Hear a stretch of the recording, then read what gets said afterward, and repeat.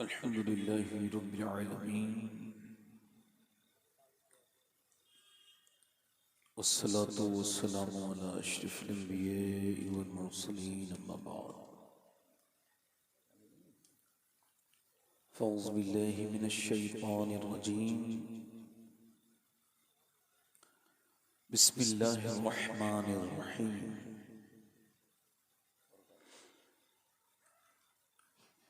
लक़द कान लकुम फ़ी रसूलिल्लाहि उस्वतुन हसना सदक़ल्लाहुल अज़ीम।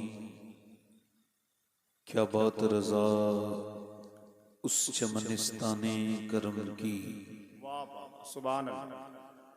ज़हरा है कली जिसमें हुसैन और हसन फूल। तेरी सरकार में लाता है रज़ा उसको शफी। तेरी सरकार में लाता है रज़ा उसको शफी, जो मेरा गौस है और लाडला बेटा तेरा। आइए मोहब्बत के साथ बारगाह रिसालत में दुरूद पाक का नजराने अकीदत पेश करें। पूरा मजमा बेझिझक और बावाज़े बुलंद दुरूद पाक पढ़िए। अल्लाहुम्मा सल्ली अला सल्लल्लाहु अलैहि वसल्लम सल्लल्लाहु अलैहि वसल्लम अलैका या रसूलल्लाह सल्लल्लाहु तआला अलैहि वसल्लम। बाद हम दुरूद लायक़ एहतराम वाजिब तकरीम मिंबर शरीफ पर तशरीफ फरमा मेरे इमामे की जीनत और रौनक मुअज़्ज़ज़ उलमाए अहले सुन्नत और मुअज़्ज़ज़ सामीईन और मुअज़्ज़ज़ सामिआत, अस्सलामु अलैकुम व रहमतुल्लाहि तआला व बरकातहू। अस्सलाम रहमतुल्लाहि व बरकातहू। खैरियत से हैं आप लोग? ठीक हैं?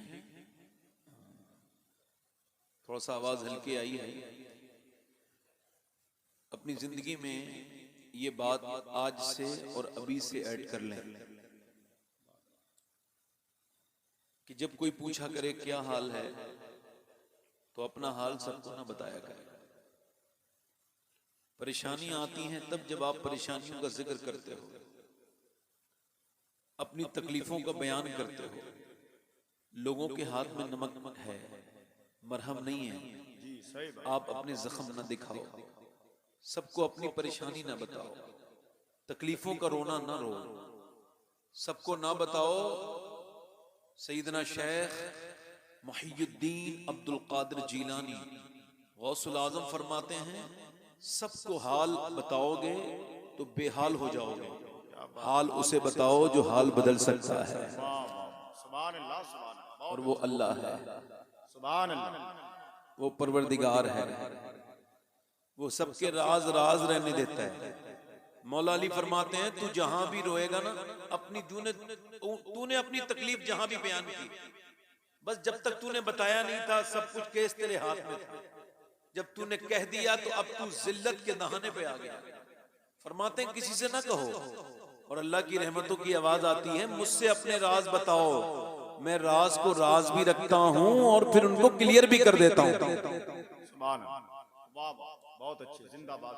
मेरे गौसुल आजम फरमाते हैं, परेशानियां इस वजह से आती हैं ताकि उनकी वजह से अल्लाह का कुर्ब हासिल हो जाए।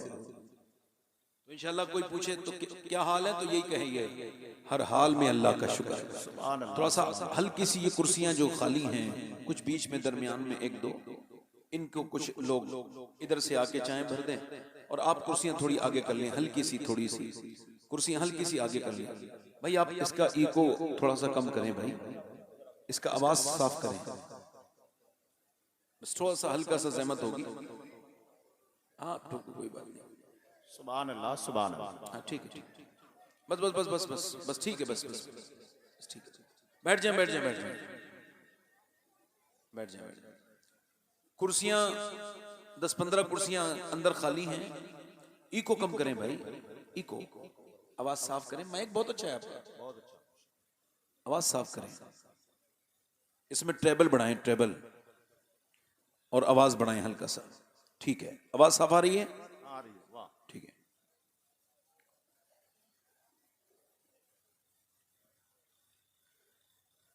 माशाल्लाह। अच्छा, आप ये बिल्कुल भी ना समझें कि आप खुद आए हैं। अब यकीन जाने नेकियों की तौफीक अल्लाह देता है। बेशक बेशक, सुभान अल्लाह। अब आप आए हैं तो ये अल्लाह ने आपके को तौफीक दी है, और जब अल्लाह तौफीक देता है तो अजर भी वही अता करता है। हुजूर की महफिल में बगैर हुजूर की मर्जी के कोई आता नहीं, और जब आता नहीं तो हुजूर करीम इतने हैं, फिर खाली हाथ नहीं भेजते, फिर झोलियां भी भर भर के भेजते हैं। अब गुजारिश करता हूं, जिन लोगों के मोबाइल हैं, अल्लाह उसके रसूल के लिए उसको वो बंदी कर लें थोड़ी देर के लिए, और थोड़ा सा महफिल में एक मोहब्बत आ जाए, थोड़ा आप मुस्कुराया भी कीजिए। मुस्कुराना ये बहुत बड़े सवाब का काम है, और ये हुजूर की, लोग कहते हैं हम दीन समझते हैं, दीन कुछ भी नहीं समझे लोग। हार्वर्ड यूनिवर्सिटी ने रिसर्च किया कि ये चेहरा खूबसूरत कैसे होता है। कहां जा रहे हो भाई? ए भाई बैठ जाओ यार, बैठो, बैठ जाओ भाई। हार्वर्ड यूनिवर्सिटी ने रिसर्च किया कि चेहरा खूबसूरत कैसे होता है, यानी कौन सी कॉस्मेटिक है। आजकल खूबसूरती का ऐसा ट्रेंड चला हुआ है, जब से मोबाइलों के फिल्टर चले हैं चेहरे साफ करने वाले, इंसान ये मानने के लिए तैयारी नहीं है कि मैं वो हूं जो आईने में हूं। नहीं, वो कहता है मैं मोबाइल में जो हूं वही हूं। इतना धोखा है कि वो अपने ही मोबाइल की बनी हुई तस्वीर को सच मानने लगा है, हालांकि उसको खुद पता है मेरा चेहरा ऐसा नहीं है, मगर बेचारा गलत फहमी का शिकार है। खूबसूरत दुनिया बनना चाहती है। ऐसे मोबाइल ज्यादा बिक्री में हैं जो ज्यादा खराब जो है वो फोटो खींचते हैं, मतलब जिससे इंसान थोड़ा सा ये लगे बड़ा खूबसूरत है, तो उन मोबाइलों की बिक्री ज्यादा है उन मोबाइलों के मुकाबले जो सच्ची तस्वीर खींचते हैं। खैर, मैं ये बात नहीं करता आपसे चेहरा खूबसूरत कैसे होता है। इस पर दुनिया की बड़ी यूनिवर्सिटी ने रिसर्च किया, तो उन्होंने कहा कि दुनिया के किसी भी क्रीम से, पाउडर से, किसी भी कॉस्मेटिक से, किसी भी फेस वॉश से चेहरा खूबसूरत नहीं होता, बल्कि चेहरे की खूबसूरती के लिए इंसान के चेहरे में 126 मसल्स हैं, वो तभी एक्टिव होते हैं जब इंसान मुस्कुराता है, और मुस्कुराना ये मेरे हुजूर की सुन्नत है। सुभान अल्लाह, सुभान अल्लाह, जिंदाबाद। जो बहुत लोग मुस्कुराते नहीं, अपने घर में ही बोझ बने रहते हैं। सुभान अल्लाह, सुभान अल्लाह। ये बुरे लोग देखें, इनके बुरों की पहचान है, ये खराब किस्म के लोग हैं कि ये जहां बैठे होंगे ये मुस्कुराएंगे नहीं किसी को देख के, सुभान अल्लाह, बेशक। ये समझेंगे हम मुस्कुराएंगे तो हमारी इज्जत कम हो जाएगी। और यार, इज्जत सारी हुजूर की सुन्नत में है। सुभान अल्लाह। और मेरे नबी जब किसी से बात करते थे तो मुस्कुराते थे। आपको पता है कितना मुस्कुराते थे? उलमा ने लिखा है अगर हुजूर न मुस्कुराते तो चेहरे का ऐसा जलाल था कि कोई माँ का बेटा जना नहीं था किसी माँ ने ऐसा जो हुजूर से बात कर सकता। एक हदीस में आया है, एक बार हुजूर ऐसे खामोश बैठे हैं, सर नीचे है, एक सिहाबी आए, हुजूर ने कुछ कहा नहीं, मगर वो ऐसे कांपने लगे हुजूर का चेहरा देख के, करीब था कि उसका दम निकल जाता सिहाबी का। हुजूर ने सर उठाया, मुस्कुरा के देखा, फिर वो इत्मीनान उसको होने लगा। तेरे आगे यूं हैं दबे लचे फुसहा अरब के बड़े बड़े, हुजूर के चेहरे में। मगर मुस्कुराना सुन्नत। ये कुछ लोग ऐसे अपने घर में जाएं, बच्चे खेल रहे होते हैं और इनको अपने अब्बा को आते देख के डर जाते हैं, अब्बा आ गए, यानी अब्बा आया है, ये कोई फिरौन नमरूद आ गया। ये मुस्कुराते हुए अंदर नहीं जाते। अम्मी आयशा फरमाती हैं कि हुजूर जंग से भी वापस आते थे, फिर भी हुजूर मुस्कुराते थे। तो अगर आप लोगों को मुस्कुराना नहीं आता फिर भी मुस्कुराइए, आपके नबी की सुन्नत है। इमाम हसन बसरी से किसी ने पूछा इस्लाम दो लफ्जों में बयान कीजिए, तो आपने फरमाया दो लफ्जों में इस्लाम यह है कि अल्लाह के सामने रोना, बंदों के सामने मुस्कुराना, ये इस्लाम है। अल्लाह ताला आपको सलामत रखे। थोड़ा सा मोबाइल वगैरह को गुजारिश करता हूँ, इसको थोड़ा सा थोड़ी देर के लिए साइलेंट कर लें या इसको मुनक़ता कर दें, या ज्यादा जरूरी हो तो आप मोबाइल के साथ यहाँ से तशरीफ ले जाएं, आपकी बहुत ज्यादा जरूरत यहाँ नहीं है। आप आराम से, वही लोग बैठे ना जो सुनना चाहते हैं, तो बोझ नहीं बनना चाहिए। सुभान अल्लाह कहने से इज्जत घटती है या बढ़ती है? तो हमारे जब कोई सुभान अल्लाह हमारे यहाँ कहता है तो उसको 90 नेकियां मिलती हैं। आपके यहाँ मिलती है कि नहीं मिलती? तो तो क्या मसला है, आप बोल क्यों नहीं रहे सुभान अल्लाह। माशाअल्लाह, बड़ी अच्छी तकरीर अभी आपने मुझसे पहले मौलाना साहब को सुन रहा था, मैं तारीख से बता रहे थे, फला हिजरी में, फला सन में, फला सन में। अल्लाह ताला उनको, मौलाना को बरकत अता करे।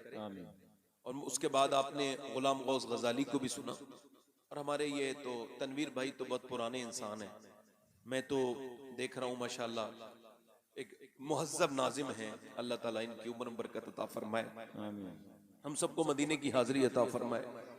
थोड़ा सा हल्का सा माहौल ठीक करने के लिए 2-3 शेर पढ़ना चाहता हूँ जी। और वो भी मैं उसकी शान में पढ़ रहा हूँ कि कायनात में, दुनिया में इतनी बड़ी माँ नहीं है जितनी वो माँ है जिसकी शान में मैं ये 2-3 शेर पढ़ रहा हूँ।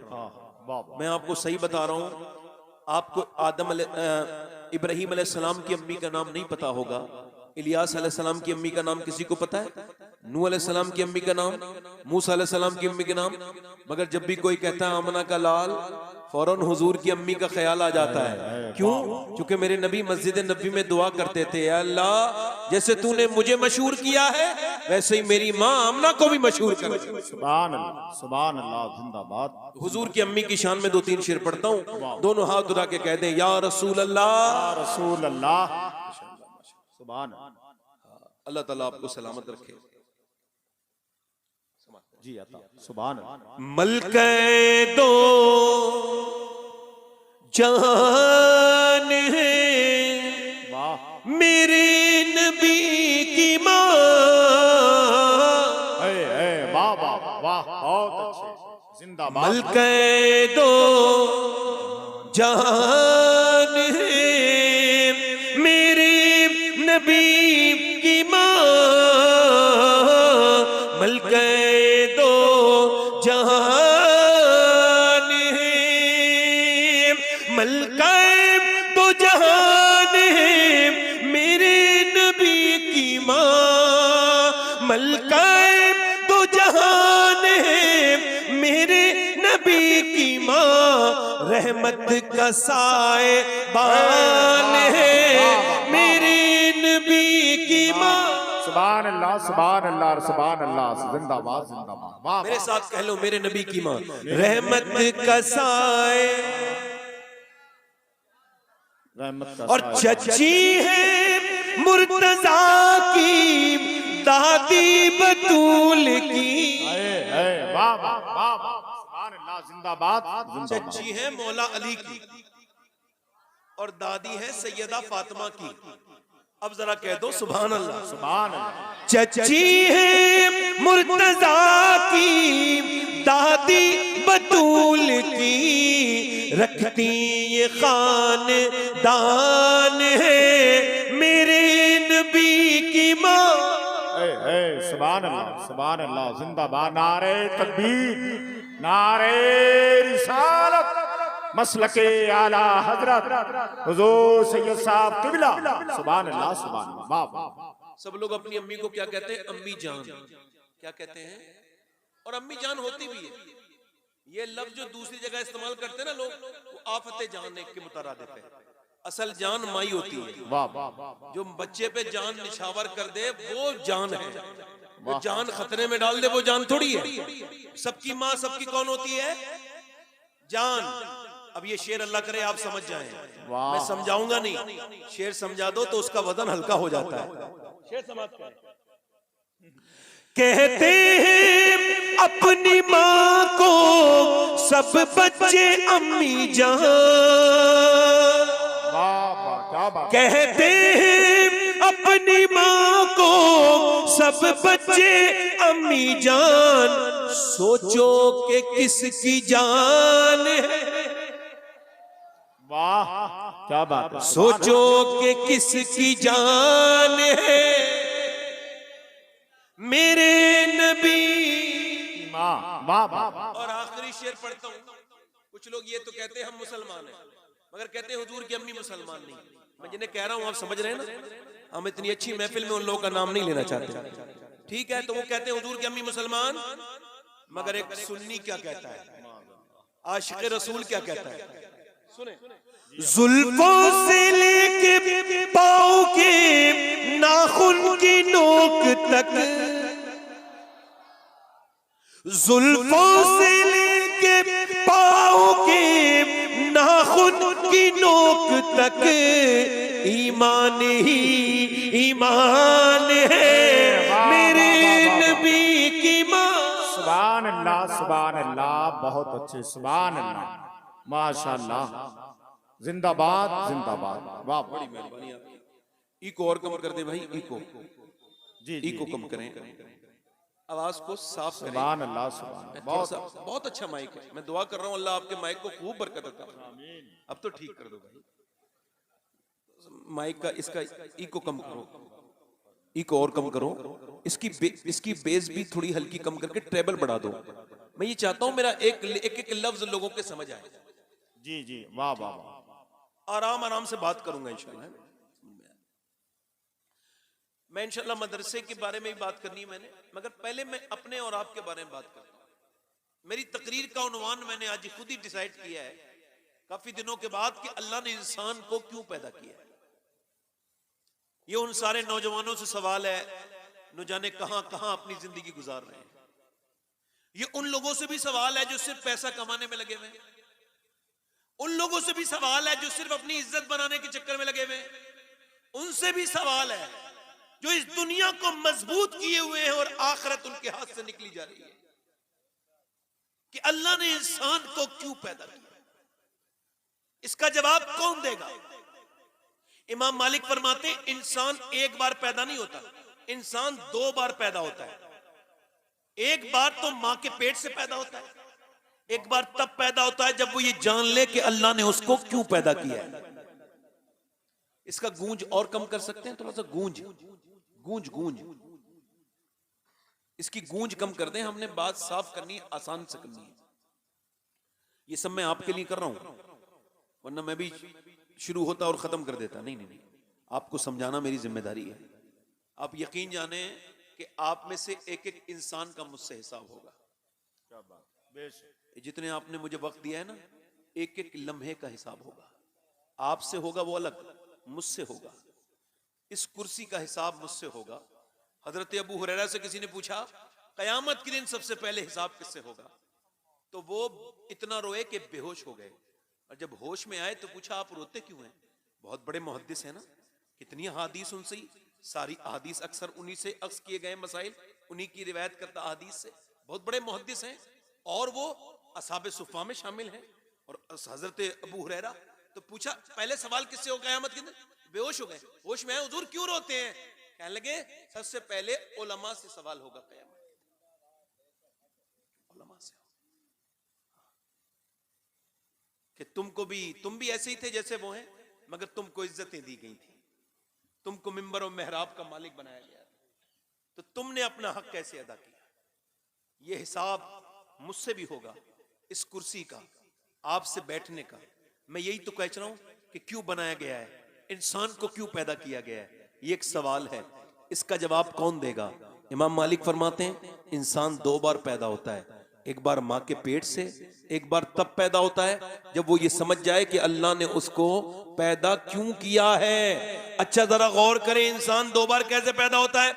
अब इसका जवाब कैसे लिया जाए, किससे पूछा जाए? किसी फलसफी से, किसी इंजीनियर से, किसी डॉक्टर से?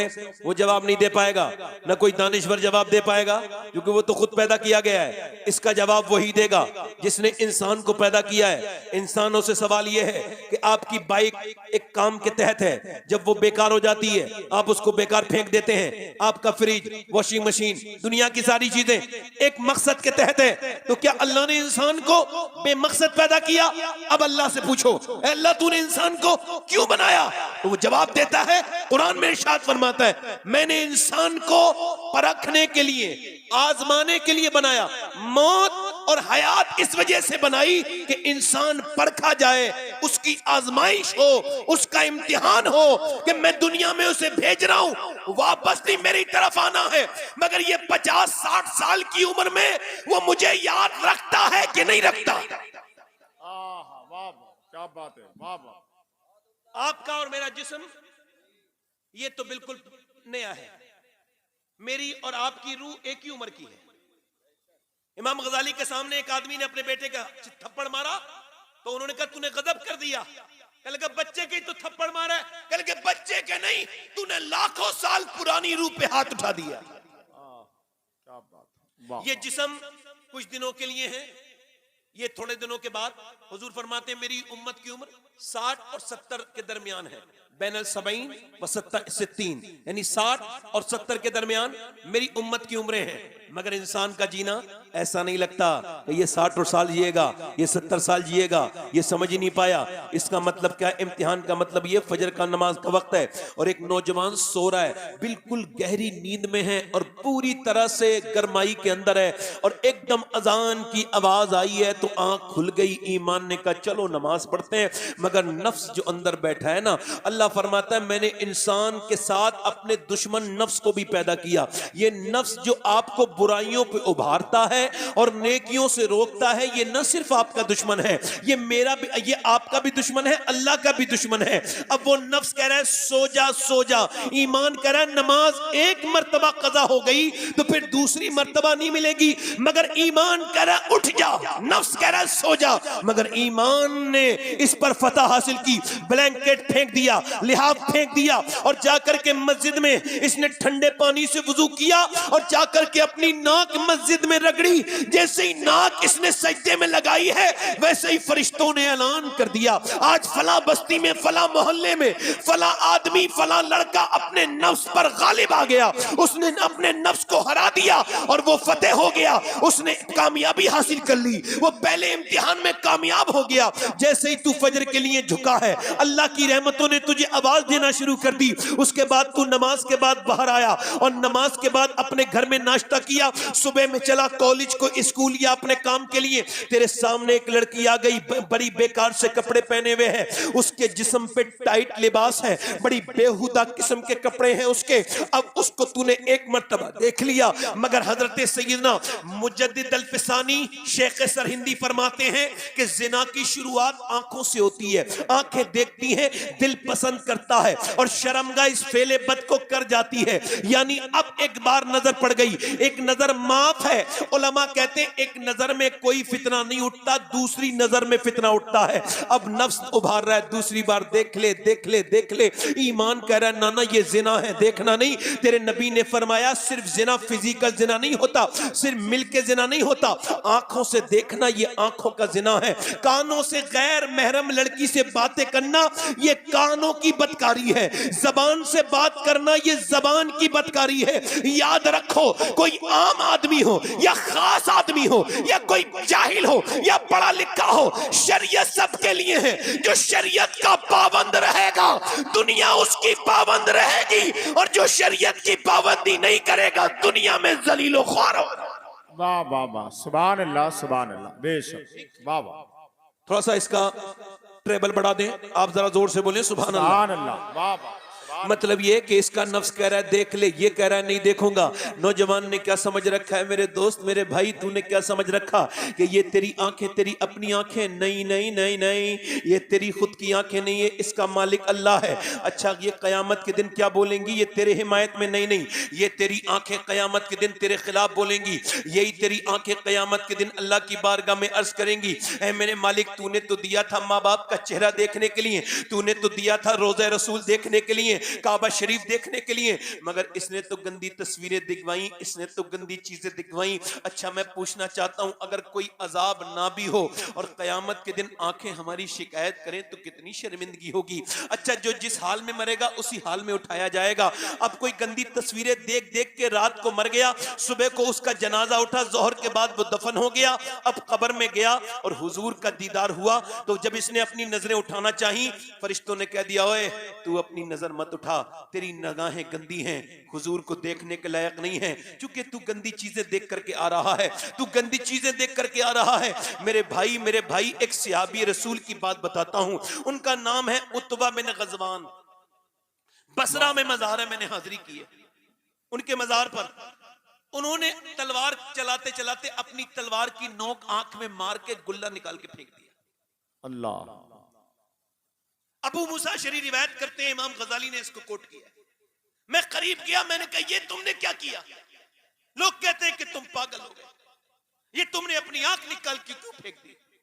कह लगा बात ये है, हुजूर की हदीस है, जो बदनिगाही करेगा उसकी आंख में जहन्नम की सलाई डाली जाएगी। तो बस एक लड़की गुजर के जा रही थी इधर से, का फिर उस पे एक नजर पड़ गई, का फिर हुजूर की हदीस याद आ गई। तो मैंने एक आंख से देखा था, तो मैंने सोचा इस आंख को निकाल के फेंक दूं, कल कयामत के दिन शर्मिंदा न कर दे, कब्र में शर्मिंदा न कर दे। मैंने अपनी आंख निकाल दी। कहते हैं उसकी एक आंख से आंसू और एक आंख से खून के लोथड़े गिर रहे थे। ओ फेसबुक देखने वालों, ओ यूट्यूब पे गंदी तस्वीरें देखने वालों, क्या समझते हो तुम्हारा रब तुम्हें देख नहीं रहा है? सिहाबी ने आंख निकाल के फेंकी, उसकी एक आंख से खून के लिथड़े चिथड़े बिखर रहे थे, एक आंख से आंसू गिर रहा था, और वो रो रो के कहता था कि अल्लाह मुझे माफ कर देगा। हजरत अबू मूसा अशअरी कहते हैं मैं रोने लगा। मैंने कहा अल्लाह तुझे माफ नहीं करेगा, बल्कि जो तेरी बात सुन के अल्लाह से तौबा करेगा अल्लाह उसको भी माफ करेगा। ये छोटी सी जिंदगी थी, इस जिंदगी को ठीक से रखना था, आंखों की इबादत करनी थी, मगर नहीं हो पाई। मेरे दोस्त, मेरे भाई अजीज, मैं तुझसे पूछता हूं, ऐ मेरे दोस्त, मेरे छोटे भाई, आज के बाद अपनी निगाहों को उस लड़के ने नहीं उठाया, वो लड़की निकल गई, नफ्स कहता रहा, उसने उठाया नहीं, उसने इम्तिहान में कामयाबी हासिल कर ली। और मेरे दोस्त, ओ मेरे भाई, इतनी दौलत इकट्ठी करके क्या करेगा? ये अल्लाह फरमाता है अल्हाकुमुत तकासुर हत्ता ज़ुरतुमुल मकाबिर कल्ला सौफा तालमून थुम्मा कल्ला सौफा तालमून। अल्लाह फरमाता है तुम्हें गाफिल रखा माल की ज्यादा तलबी ने, यहाँ तक कि तुमने कब्रों के मुंह देख लिए। यानी पैसा तलब करना बुरी बात नहीं, मगर पैसा पैसा पैसा पैसा तलब करते रहना ये बर्बादी का सबब है, ये बर्बादी का सबब है। मेरे नबी फरमाते हैं आदम की औलाद को एक जंगल भर के सोना दे दिया जाए तो ये उस जंगल को ठिकाने लगाएगा, दूसरे दिन दूसरे जंगल को देखने निकल जाएगा। इसके अंदर इतनी हविस है। अल्लाह फरमाता है हत्ता ज़ुरतुमुल मकाबिर, तुम्हें गाफिल रखा माल की ज्यादा तलबी ने, यहाँ तक कि तुमने कब्रों के मुंह देख लिए। फिर वो कहता है कल्ला सौफा तालमून, हाँ हाँ जान जाओगे। फिर वो कहता है सुम्मा कल्ला सौफा तालमून, यानी अल्लाह फिर इस्तेमाल करता है, फिर हाँ तुम जान जाओगे ये तुम्हारी दौलत। एक आदमी की लाश तैर रही थी नदी में, कुछ दिनों पहले की बात है, नदी में तैर रही थी, पुलिस ने पकड़ ली तो लाश के निशान मिट चुके थे, मस्जिद में ले जाके दे दिया। पोस्टमार्टम कराने के बाद कहा इसका पोस्टमार्टम हमने कर दिया है, ये मुसलमान लगता है, इसकी निशानी एक जाहिर है, ऐसा करो इसको अब नमाज जनाजा पढ़ा दो। तो इमाम साहब ने कहा नमाज जनाजा पढ़ा सकता हूँ, कफन के पैसे मेरे पास नहीं है। ऐलान हो गया मस्जिद में एक लावारिश लाश पड़ी है, एक लावारिश लाश है, उसके लिए कोई कफन दो, कोई मजबूर मुसाफिर मर गया है, उसके पैसे वाला कोई नहीं है। अब तख्तों के लिए पैसे, कोई 10 रुपए, कोई 20 रुपए, कोई 50 रुपए। 1.5 घंटा मस्जिद में ऐलान हो के चंदा हुआ, उसके बाद जब जनाजा उसका उठा, उसका नमाज जनाजा पढ़ाया गया, कोई नहीं रोया, न इमाम रोया, न कोई और रोने वाला था, कोई उसके जनाजे पे नहीं रोया। फिर उसका जनाजा उठा, दफन कर दिया गया, किसी को कोई अफसोस नहीं, क्या पता कौन था। 3 महीने के बाद पुलिस आई, आके बोली इमाम साहब आपने जिस आदमी का जनाजा पढ़ाया था और जिसका चंदे से कफन हुआ था और कफन दफन के पैसे भी जिसके पास नहीं थे, वो आदमी 1000 बीघा जमीन का जोतने वाला था, उसके बैंक में 6 करोड़ रुपया निकला है, मगर बहुत दूर का था, किसी ने मार के डाल दिया। जब हुक्का पीता था तो उसके अंदर पानी नहीं डालता था, दूध डालता था, दूध। इतना बड़ा वाहियात और वहशी इंसान था, मगर जब आज मौत आई तो सारे पैसे रखे रह गए। आज जनाजे के लिए, कफन के लिए पैसा भी नहीं। तो तकब्बुर करने वाले, क्या पता तुझे मुझे खबर मिले न मिले, क्या पता मेरी कहां मौत आ जाए, क्या पता कैसी हादसा हो जिसमें मेरा जिस्म उठे रहे। किस बात का तुझे तकब्बुर है, किस बात का तुझे घमंड है? ऐसी दुनिया में लग गया कि तू अपनी कब्रों को भूल गया, अपनी आखिरत को भूल गया। तेरे मेरे नबी हैं, अल्लाह के रसूल हैं, अल्लाह के पैगंबर हैं, बता कोई हद है उनके उरूज की? मेरे नबी पाक हैं, मेरे सरकार हैं। एक जगह हुजूर ने फरागत हासिल की, हर वक्त बावजू रहना सुन्नत है। नौजवानों नेक बनना चाहते हो तो वुजू से रहा करो, बुराइयों से बचोगे। अब हुजूर ने वुजू करना था, एक जगह इस्तिंजा किया, हुजूर ने फरागत हासिल की, आपने वुजू करना था, सामने पानी था, कोई 12 कदम या 13 कदम दूर, मगर हुजूर ने वुजू नहीं किया, पहले तयम्मुम कर लिया मिट्टी से। हजरत अब्बास हुजूर के चचार्ज करते हैं, हुजूर पानी नहीं हो तो फिर तयम्मुम का हुक्म है, पानी सामने मौजूद है। ये हिकमत समझ नहीं आई। ए मेरे आका, मेरे नबी ने फरमाया, ऐ मेरे चचा, हिकमत की कोई बात नहीं, बात यह है मुझे 12 कदम दूर तक पहुंचने की उम्मीद नहीं, और मैं अल्लाह की बारगाह में बेवजू हाजिर नहीं होना चाहता। बेवजू हाजिर, जल्दी बोलो, पूरा मजमा बोलो, बेवजू हाजिर नहीं होना चाहता। हालांकि नबी को यह भी पता है मैं कब मरूंगा और आप कब मरेंगे। हुजूर तो बेवजू हाजिर नहीं होना चाहते, हालांकि सरकार की बदौलत हमारी हाजिरियां होंगी हुजूर के करम से। मगर नौजवानों ये बताओ, गंदी आंखों के साथ मरना चाहते हो? एक नौजवान गाना गा रहा था, गाना गाना गाना मशहूर हो गया, बड़ा नौजवान बड़ा गाना गाया, गाना गाने मशहूर, अच्छा गाना गाता था। वैसे गाना अच्छा होता नहीं है, मगर समझाने के लिए बता रहा हूं, गाने में मशहूर हो गया, वर्ल्ड में फेमस हो गया, मर्सिडीज गाड़ियां जीतना शुरू कर दी। 19 साल की उम्र में एक शहर में एक घर, दूसरे में दूसरा महल बनाया उसने, पीछे पीछे करोड़ों की गाड़ियां, अरबों लाखों रुपया उसके पास। सुभान अल्लाह। नारे तकबीर, बैठे रहे नारे आप लोग बैठे रिसालत, रहे। उलमाए अहले सुन्नत हजरत अल्लामा मुफ्ती मोहम्मद सुलेमान साहब क़िबला, लोग उठ के इस्तकबाल करेंगे। नारे तकबीर, नारे रिसालत, हुजूर सैयद शबात हुसैन साहब क़िबला, मुफ्ती सुलेमान साहब क़िबला, नारे तकबीर, नारे रिसालत।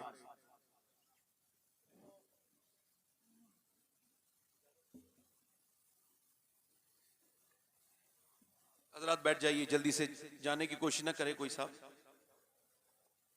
चले कोई बात नहीं, बैठे हैं आप लोग, बैठे हैं। दिल लग रहा है आप लोगों का? नहीं लग रहा है? दुरूद पाक पढ़ लीजिए।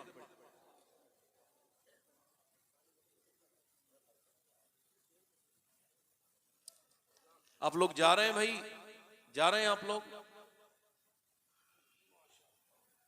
कोई बात नहीं है, अल्लाह आपको जज़ा अता फरमाए।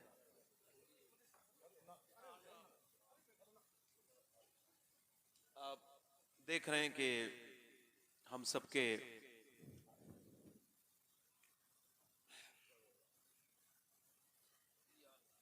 सबके आंखों में माशाल्लाह एक चमक सी बेदार हुई है कि हजरत अल्लामा मौलाना मुफ्ती सुलेमान साहब क़िबला तशरीफ लेकर के आए हैं, और हजरत बाबरकत शख्सियत के मालिक हैं और साहिब इल्म भी हैं, साहिब अमल भी हैं। मैं दुआ करता हूँ कि अल्लाह हजरत के साए को दराज फरमाए और हजरत को लंबी उम्र अता फरमाए, और बिलखुसूस हजरत की हिफाजत फरमाए, सेहत अता करे। मैं जो बात कर रहा था मेरी तरफ देखें, सुन लें। इंसान की पैदाइश की बात कर रहा था, और मैं पहुंचा था वहां पर कि वो लड़का बड़ा गाना गा के मशहूर हो गया, शोहरतें मिल गई, अपनी पसंद की लड़की से शादी 19 साल की उम्र में, मगर शोहरत कब खत्म हो जाए कुछ नहीं पता। गाना गाते गाते अचानक एक दिन 24 साल की उम्र में, कड़ियल जवानी होती है, 24-25 साल की उम्र, गाना गाते गाते लंदन में गिर गया। जब गिरा अस्पताल में गया, अस्पताल से जब उसको आंख खुली उसकी, एक रिपोर्ट डॉक्टर की सारा नशा ढीला कर देती है, सारा तकब्बुर खत्म कर देती है। एक रिपोर्ट आती है ना तो पांव के नीचे से जमीन निकल जाती है। एक रिपोर्ट डॉक्टर की, इसकी भी रिपोर्ट कुछ ऐसी थी। डॉक्टर ने इसको से कहा कि तुम्हारे दोनों गुर्दे फेल हो चुके हैं और अब तुम मर जाओगे, डायलिसिस मोड पे जाओगे।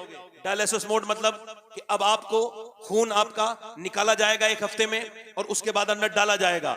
इसको डायलिसिस कहते हैं, और इसमें बड़ा खर्चा आता है। काशीपुर के करीब 1-1.5 साल पहले एक लड़का मुझे मिला, उसका ये नब्ज जो थी वो फड़क रही थी। मैंने कहा क्या हुआ? कहने लगे साहब बात ये है कि मेरे गुर्दे दोनों फेल हैं, और मेरे बाप ने सारी जमीन बेच दी जितनी भी थी, मकान भी बेचा, अपना गुर्दा भी दिया, मगर मेरा गुर्दा ठीक ना हो पाया। अल्लाह अकबर। कहता है मैं अकेला हूं। जरा गौर करें, कभी आप में से कोई लोग ऐसे बैठे हैं जिन्होंने सिर्फ गुर्दे के लिए अल्लाह का शुक्र अदा किया हो? अल्लाह तेरा शुक्र है मेरे दोनों गुर्दे खराब हैं, ठीक है, अल्लाह तेरा शुक्र है।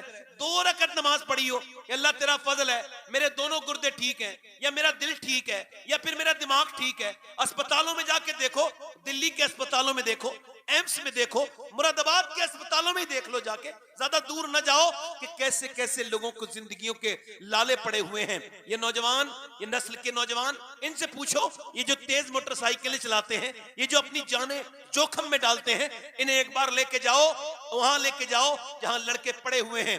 मैं गया था एक मर्तबा यहाँ दिल्ली अपोलो में, तो उन्होंने मुझे, डॉक्टर ने बताया 17 लड़के दिखाए जो 1 महीने में मोटरसाइकिल से कोमा में गए हैं, और पता नहीं अब कभी जिंदगी में उनको भी आंख खोल सके या ना खोल सके। क्यों अपने ऊपर जुल्म करते हो मेरे दोस्तों, क्यों गुरूर करते हो? कभी आपने 2 रकात नमाज पढ़ी, अल्लाह तेरा शुक्र है मेरी तबीयत ठीक है, कभी गौर किया आपने कि ये बीमारी कभी आपको नहीं है, अल्लाह का फजल है। कश्मीर में एक साहब ने मुझे टेलीफोन किया, कहने लगे हम आपकी तकरीर सुनना चाहते हैं। मैंने कहा मेरे पास वक्त तो नहीं है। कहने लगे हम आपकी तकरीर सुनना चाहते हैं, और जो आपकी तकरीर सुनना चाहता है उसको कैंसर है, उसके पास वक्त नहीं है। मैं गया, मैंने उससे मुलाकात की, तकरीर की। उसका नाम मोहम्मद सलीम था, अब तो उसका इंतकाल हो गया। मैंने पूछा सलीम भाई क्या हाल है? कहने लगे अल्लाह का शुक्र है। मैं कहा मैंने सुना है आपको कैंसर है। कहने लगे कैंसर की वजह से ही शुक्र है। मैं क्या मतलब? कहने लगे बगैर कैंसर के भी नमाज पढ़ी थी, मगर जब से रिपोर्ट कैंसर की आई है, तो फिर जब नमाज पढ़ता हूं तो डॉक्टर कहता है 2 महीने के बाद मर जाओगे। अल्लाह का शुक्र अदा करता हूं, एक्सीडेंट से नहीं मरा, दिल के दौरे से नहीं मरा, तौबा का वक्त मिल गया। तो मैं कहता हूं मेरे मालिक 2 महीने के बाद, मैं तो एक अंधेरी मालिक कमरे में नहीं रह सकता, एक अंधेरे कमरे में मुझे घुटन होती है, तो कब्र में रख के ऊपर से तख्ते लगा के ऊपर से मिट्टी डाल दी जाएगी।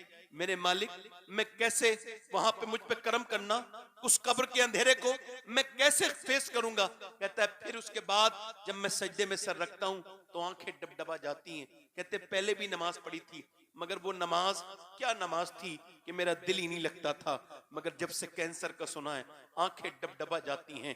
कभी सरबा सजदा जो मैं हुआ कहीं तो जमीन से आने लगी सदा, तेरा दिल तो है सनम आशना, तुझे क्या मिलेगा नमाज में। अल्लाह अकबर। एक आदमी अस्पताल में भर्ती हुआ, 1.5 दिन में उसको ठीक हो गया। अब उसको क्या बीमारी थी? उसका सांस लेने में दिक्कत थी। 80 साल का बूढ़ा। कहने लगे आप साहब क्या आप डॉक्टर का उसने देखा बिल, रोने लगा। डॉक्टर ने कहा पैसे ज्यादा लगते हैं, तो रो के बोला ना ना ना पैसे ज्यादा नहीं है, इतना अल्लाह ने दे रखा है, अस्पताल खरीद लूंगा खड़े खड़े। का फिर रोते क्यों हैं? कि रोता इस वजह से हूं कि आपकी इस मशीन से मैंने 1.5 दिन सांस लिया तो आपने 90,000 का बिल बिठा दिया, और मैं 80 साल का बूढ़ा अल्लाह की हवाओं में सांस ले रहा हूं। मैंने कभी सोचा ही नहीं कि सांस लेना कितनी बड़ी नेमत है, मैंने कभी गौर ही नहीं किया, कभी सोचा ही नहीं। इमाम हजरत हाफिज शिराजी शेख सादी कहते हैं, मैं गुजर के जा रहा था, मेरे पांव में छाले पड़ गए, और छाले फिर फूट भी गए, और फिर मेरे जूते जब टूट गए तो मैंने कहा अल्लाह जख्म बन गए, मुझसे चला नहीं जाता गर्म रेत पर, मुझे जूते दे दे। कहते हैं अगले मोड़ पे देखता हूं एक अल्लाह का बंदा है, उसके दोनों पांव नहीं थे, मैं सजदे में गिर गया। मैंने कहा या अल्लाह मेरे पास पांव तो हैं, उसके पास तो पांव ही नहीं है।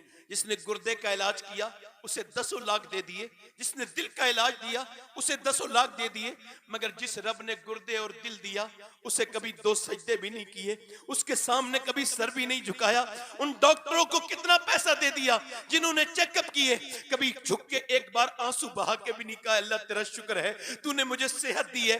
अल्लाह अकबर। कभी कहा ही नहीं, कभी गौर ही नहीं किया, कभी हमने सोचा ही नहीं इस बात को। मैं पूछता हूं आपसे, ये इंसान की नाक है, नाक के अंदर एक रग है जो दूरबीन से नजर आती, ऐसे नजर नहीं आती। न्यूरो सर्जन और ईएनटी स्पेशलिस्ट कहते हैं कि ये रग अगर बंद हो जाए तो दुनिया का पूरा मेडिकल साइंस मिलकर भी एक ऐसी रग नहीं बना सकता जो अल्लाह ने अरबों इंसानों की नाक में बनाई है। पूरी दुनिया का मेडिकल साइंस मिलकर एक ऐसी रग नहीं बना सकता।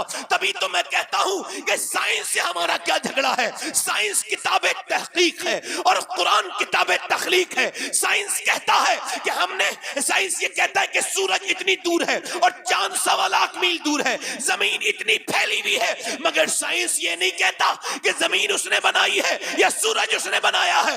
यहां तक कि लोगों ने खुदाई के दावे भी किए, मगर किसी ने ये नहीं कहा कि उन्होंने एक परिंदा भी बनाया है। वो अकेला मेरा रब है जो कहता है जमीन भी मैंने बनाई है और आसमान का मालिक भी मैं ही हूं, ये जमीन भी मैंने बनाई है।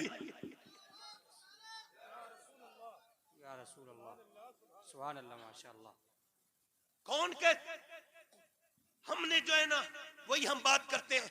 हमने कभी सोचा ही नहीं कि ये जिंदगी बनाई क्यों गई थी। दी क्यों गई थी, क्यों दी गई थी, आपसे पूछना चाहता हूं।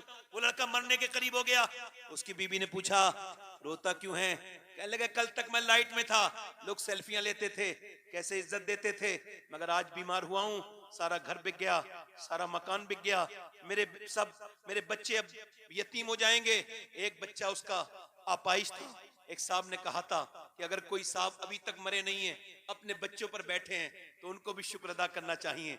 और अगर दिल नहीं करता शुक्र अदा करने का, तो यतीमों को जाके देखो कि उनका कोई पुरसाने हाल नहीं। अगर तुम अपने बच्चों पर हो और तुम्हारे बच्चे किसी की मोहताजी नहीं कर रहे हैं, तो तुम भी कहो ऐ अल्लाह तेरा शुक्र है जो तूने मुझे जिंदगी दी।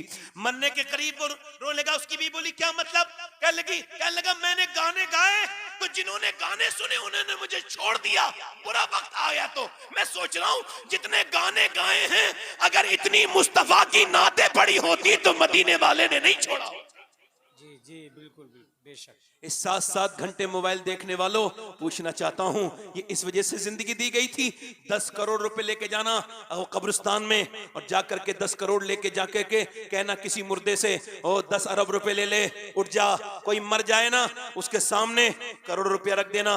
मगर वक्त इतना कीमती है, जो वक्त को बर्बाद कर रहा है, एक दिन वक्त उसको बर्बाद कर देगा। मेरे दोस्त, वक्त का कदर कर, वक्त को वक्त दे, वरना वक्त तुझे वक्त नहीं देगा। एक बार रो लिया कर, दिन में कम से कम एक बार तो अल्लाह के सामने तौबा कर लिया कर, उसके सामने कहा कर मालिक बड़ी गलतियां हो गई, ये जिंदगी क्यों दी गई है? इंस्टाग्राम के लिए नहीं, फेसबुक के लिए नहीं, यूट्यूब के लिए नहीं, क्यों दी गई जिंदगी? ये चौराहे पे बैठ के दोस्तों के साथ मटर गश्ती और घूमने फिरने के लिए नहीं, क्यों सिर्फ कमाने के लिए नहीं। बरेली से मेरे ताजुश्शरिया की आवाज आती है, जिंदगी ये नहीं है सभी के लिए, जिंदगी है नबी की, नबी के लिए। ना समझ मरते हैं जिंदगी के लिए, जीना मरना है सब कुछ नबी के लिए। ये तो पोते ने 100 साल के बाद कहा था, दादा ने इससे बड़ी बात 100 साल पहले कही थी। दादा पोते ने कहा था जिंदगी है नबी की, नबी के लिए। दादा बोले जमीनो जमा तुम्हारे लिए, मकीनो मका तुम्हारे लिए, चुनीनो चुना तुम्हारे लिए, बने तो जहां तुम्हारे लिए, हम आए यहाँ तुम्हारे लिए, उठे भी वहां तुम्हारे। सुभान अल्लाह माशाअल्लाह। उठना नबी के लिए, बैठना हुजूर के लिए। अच्छा इधर देखो, आजकल मगरिबी तालीम का रुझान बहुत बढ़ रहा है और हमें कोई इससे एतराज भी नहीं है, मगर एक बात कह रहा हूं, मगरिबी तालीम से पहले अपनी दीनी तालीम दो। मेरे ताया फरमाते थे, अल्लाह उन्हें जन्नत दे, कहते अगर कोई पूरी दुनिया की सारी किताबें पढ़ ले और अल्लाह का कुरान ना पढ़े तो वो जाहिल है। जी बेशक, वो जाहिल है।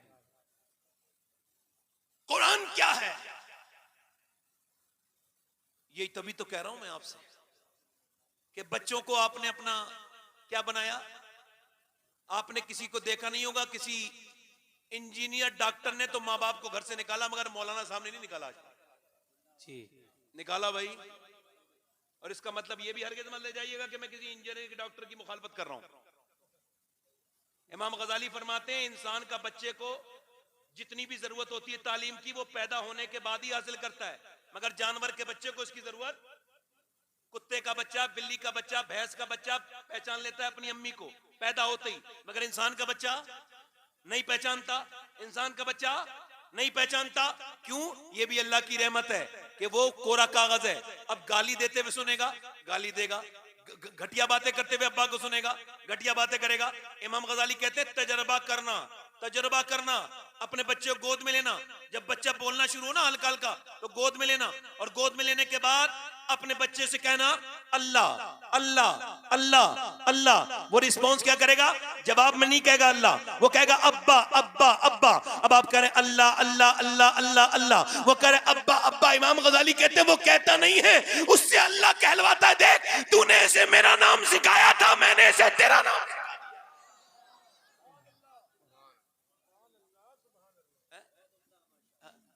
मदरसा कितना जरूरी है भाई? देखो दीन 3 जगह से चलता है, एक मस्जिद, एक खानका, हमारे एतबार से एक खानका, एक मस्जिद, एक मदरसा। मगर मदरसा इतना जरूरी है कि ये दोनों जगह को, यानी एक खानका को पढ़े लिखा पीर भी मदरसा देता है और एक मस्जिद को बेहतरीन इमाम भी मदरसा देता है। जी जी बेशक। इसी वजह से गैरों को तो पता है मदरसों को डैमेज करो, मगर अपनों को मदरसे की अहमियत का अंदाजा नहीं। जी भाई मदारिस कमजोर तो इस्लाम कमजोर। अच्छा, ये यूनिवर्सिटी चंडीगढ़, अभी वीडियो वायरल हुआ, कोई भी देख लीजिएगा गूगल पे डाल के। एक आदमी ने अपनी मां को मारा और वो प्रोफेसर था और उसकी बीवी लेक्चरर थी, दोनों उम्र दराज भी थे, 40-45 साल की उम्र के दरमियान थे। उनका वीडियो वायरल हुआ, पुलिस ने खुफिया रिकॉर्डिंग की, जब शिकायत आई मां को मारते हैं। अब 80 साल की बूढ़ी के मुंह पे थप्पड़ मारता था, वो रोज अपनी मां को मारता था और मां के बाहर निकालता था। मुझे बताओ, क्या वो जाहिल था? नहीं, वो जाहिल नहीं था, वो फिजिक्स, केमिस्ट्री और बायोलॉजी सब पढ़ाता था। मगर दुनिया को यह समझ लेना चाहिए कि दुनिया की सारी यूनिवर्सिटियां फिजिक्स केमिस्ट्री पढ़ाती हैं, मगर माँ बाप का एहतराम सिर्फ मेरे नबी का दीन पढ़ाता है मदरसा। जी जी बेशक बेशक। पूछा गया या रसूल अल्लाह, इधर देखो, कयामत कब आएगी? तो हुजूर ने फरमाया अल्लाह के इल्म में है। फिर दूसरी मर्तबा पूछा गया या रसूल अल्लाह कयामत कब आएगी? हुजूर ने इरशाद फरमाया अल्लाह के इल्म में है। पूछने वाले ने फिर तीसरी मर्तबा पूछा, क्योंकि सहाबी को पता था हुजूर जानते हैं, या रसूल अल्लाह कब कयामत आएगी? फरमाया जब लोग अपने माँ बाप को जलील करने लगेंगे, अल्लाह, उनकी इज्जतें उतारने लगेंगे। जब माँ बाप बोझ बन जाएंगे तो कयामत आ जाएगी। और ये हो भी रहा है, अब माँ बाप के साथ जुल्म हो भी रहा है, माँ बाप के साथ बदतमीजियां हो भी रही हैं। अच्छा इधर देखो, मर जाए ना माँ बाप तो बड़े शोर शराबे होते हैं। एक साहब कह रहे थे आपकी दावत है, मैंने कहा क्या हुआ? कहने लगे मेरे बाप मर गए थे तो 40वें में दावत है। मैं कहा आपका दिमाग भी ठीक है, आप सेलिब्रेशन कर रहे हैं अपने बाप के मरने का? बाप मर गया तो दावत होती है क्या? आप बताइए। इधर देखिए, आप जीते जी तो उसकी कदर ना कर सके, मर गया तो बड़ी शान शौकत से मामला हो रहा है आपका। एक जगह में गया था तो वहां बड़ी लंबी चौड़ी फातिहा थी, तो उसमें उसकी मां ने मुझको अकेले कमरे में बुलाया, जो वो था जो फातिहा करा रहा था। उसकी मां ने मुझसे कहा मैं अकेले में बात करना चाहती हूँ। बूढ़ी थी, मैंने कहा जी बताइए। जब उसने मुझसे बात की तो बड़े मोटे मोटे और गरम गरम आंसू उसके चेहरे से बिखरने लगे। मैंने क्या हुआ अम्मा, क्यों रोती हो? कहले मेरा बेटा है। मैं वो तो ठीक है, मगर रो क्यों रही है? कहने लगी इससे कहिए ये सारे काम करता है, मेरी भी थोड़ी बहुत कदर कर लिया करे। मैं क्या हुआ? कहने लगे ये जो है ना बड़े लंबे लंबे फातिहा भी कराता है, लंगर भी कराता है, मगर ये मेरा ख्याल नहीं रखता। इसका बाप मर गया तो उसने मेरा पान तक बंद करा दिया। और एक बात के लिए मैंने फोन कराया आपसे, मैंने आपको बुलाया। मैंने कहा क्यों?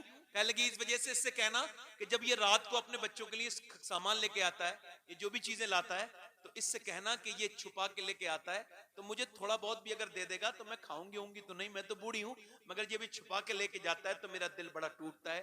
क्या मैंने इतना बड़ा जुल्म किया था इसके ऊपर, ये उसने मेरे साथ ये किया है। शाह अहमद नूरानी रहमतुल्लाह अलैह ने लंदन में तकरीर की माँ की अजमत के ऊपर। तो एक अंग्रेज ने सवाल किया, साहब आपने माँ की अजमत पे तकरीर किया, क्या आपकी माँ आपके साथ रहती है? तो वो आंखों में आंसू ला के बोले मैं अभी इतना बड़ा नहीं हुआ कि अपनी माँ को अपने साथ रखूं। हाँ, आज भी अपनी माँ के कदमों में रहता हूँ और अपनी माँ की खिदमत करता हूँ। माँ जरा कौन है माँ? हजरत सईदना मालिक बिन दीनार कहते हैं मैं हज करने गया था, मिना के वादी में मैं हज करके और अपना सर हलक करा के कुर्बानी करके दुआ कर रहा था अल्लाह हज कबूल कर ले। कहते हैं मुझे नींद आ गई तो मुझे हातिफे गैब से आवाज आई अल्लाह ने सारों के हज कबूल किए हैं, मगर मोहम्मद बिन हारून बल्खी का हज अल्लाह ने कबूल नहीं किया। अब मैं मोहम्मद बिन हारून बल्खी कौन है? मैं तलाश करने के लिए चला गया। कहते बलख के खैमों में गया, मैंने कहा बल्खियों से पूछा कि हारून बल्खी को जानते? कहने लगे वो तो सबसे नेक इंसान है, उधर नमाज पढ़ रहा है, वो सारा कुछ अल्लाह के नाम पे सदका दे चुका है, सब कुछ दे चुका है, उसके पास कुछ नहीं बचा, अल्लाह ही अल्लाह करता है। देखो अब भी पढ़ रहा है नमाज, हम सब यहाँ बैठे वो नमाज पढ़ रहा है। कहते मैं उसके पीछे जाके बैठ गया, उसने सलाम पहनने के बाद कहा अस्सलाम वालेकुम मालिक बिन दीनार। मैंने कहा आप मुझे जानते हो? कहा मैं तो ये भी जानता हूँ, आप क्यों आए हो? कहा क्यों आया हूँ? कहा तुम ये बताने आए हो कि मेरा हज कबूल नहीं हुआ।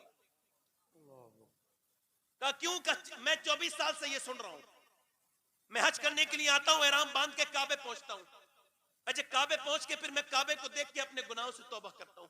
काबा जगह ही ऐसी है, वहां जाया जाए तो खूब रोया जाए, कितने भी गुनाह हो अल्लाह सारे माफ कर देता है, सच्ची तौबा करने वाले के अल्लाह सब माफ कर देता है। मगर अब वहां सेल्फी लेते हैं लोग, अल्लाह ने पैसे दे दिए नंगों को, बदतमीजों को, वहां उम्रा करने के नाम पे अपने आप को बर्बाद करते हैं। तस्वीरें वो तस्वीरें, ले तस्वीर वो तस्वीर, और वहां माज़अल्लाह काबे की बेहुरमती करते हैं। सैयदना शेख मुहियुद्दीन अब्दुल कादिर जीलानी गौसुल आजम, ये बाबू सलाम की तरफ से गुजरते हैं, वहां की कंकरियों को चूमते हैं। किसी ने पूछा मक्के की कंकरी क्यों चूमते हैं? तो गौसे आजम ने मालूम क्या जवाब दिया? फरमाने लगे इस जमीन पे 53 साल मेरे नाना चले हैं, क्या पता कौन से पत्थर को मेरे नाना के पांव से निस्बत हासिल हो गई हो। हरम की जमीन और कदम रख के चलना। अरे सर का मौका है ओ जाने वाले, काबे में तो तुझे मोबाइल याद नहीं आना चाहिए था, तुझे अपने गुनाह याद आने चाहिए थे, बख्शिश की बातें करनी चाहिए थी, मगर तूने वहां भी सेल्फियां ली, वहां से भी तूने लाइव चलाया। तौबा तौबा, कैसी बदतमीजी शुरू हो गई है। वो कहता है मैं काबे में जाता हूं और काबे में मैं जाकर के इस्तलाम करता हूं और फिर मैं जो है ना सफा मरवा फिर मैं इस्तलाम करके मैं शुरू करता हूं तवाफ। कहते हैं मैं तवाफ करता हूं रुकने यमानी पर, रुकने शामी पर, रुकने इराकी पर, मुल्तजम पर, मैं मकाम इब्राहिम पर खूब रो रो के दुआएं करता हूं, 7 चक्कर पूरे करके उसके बाद फिर मैं जो है वो 2 रकात नमाज पढ़ता हूं, आबे जमजम पीता हूं, फिर सही करता हूं, सफा मरवा पे जाके फिर हलक कराता हूं, उसके बाद फिर मैं एहराम बांधता हूं 8 जिलहिज्जा को, और फिर मैं जाता हूं वहां पर मिना के पूरे खेमे में रोता रहता हूं, तौबा करते रहता हूं, वो कफन बांध के यानी वो एहराम बांध के, उसके एहराम पहन के, उसके बाद कहते हैं मैं फिर नमी जिलहिज्जा को अरफात के मैदान में जाता हूं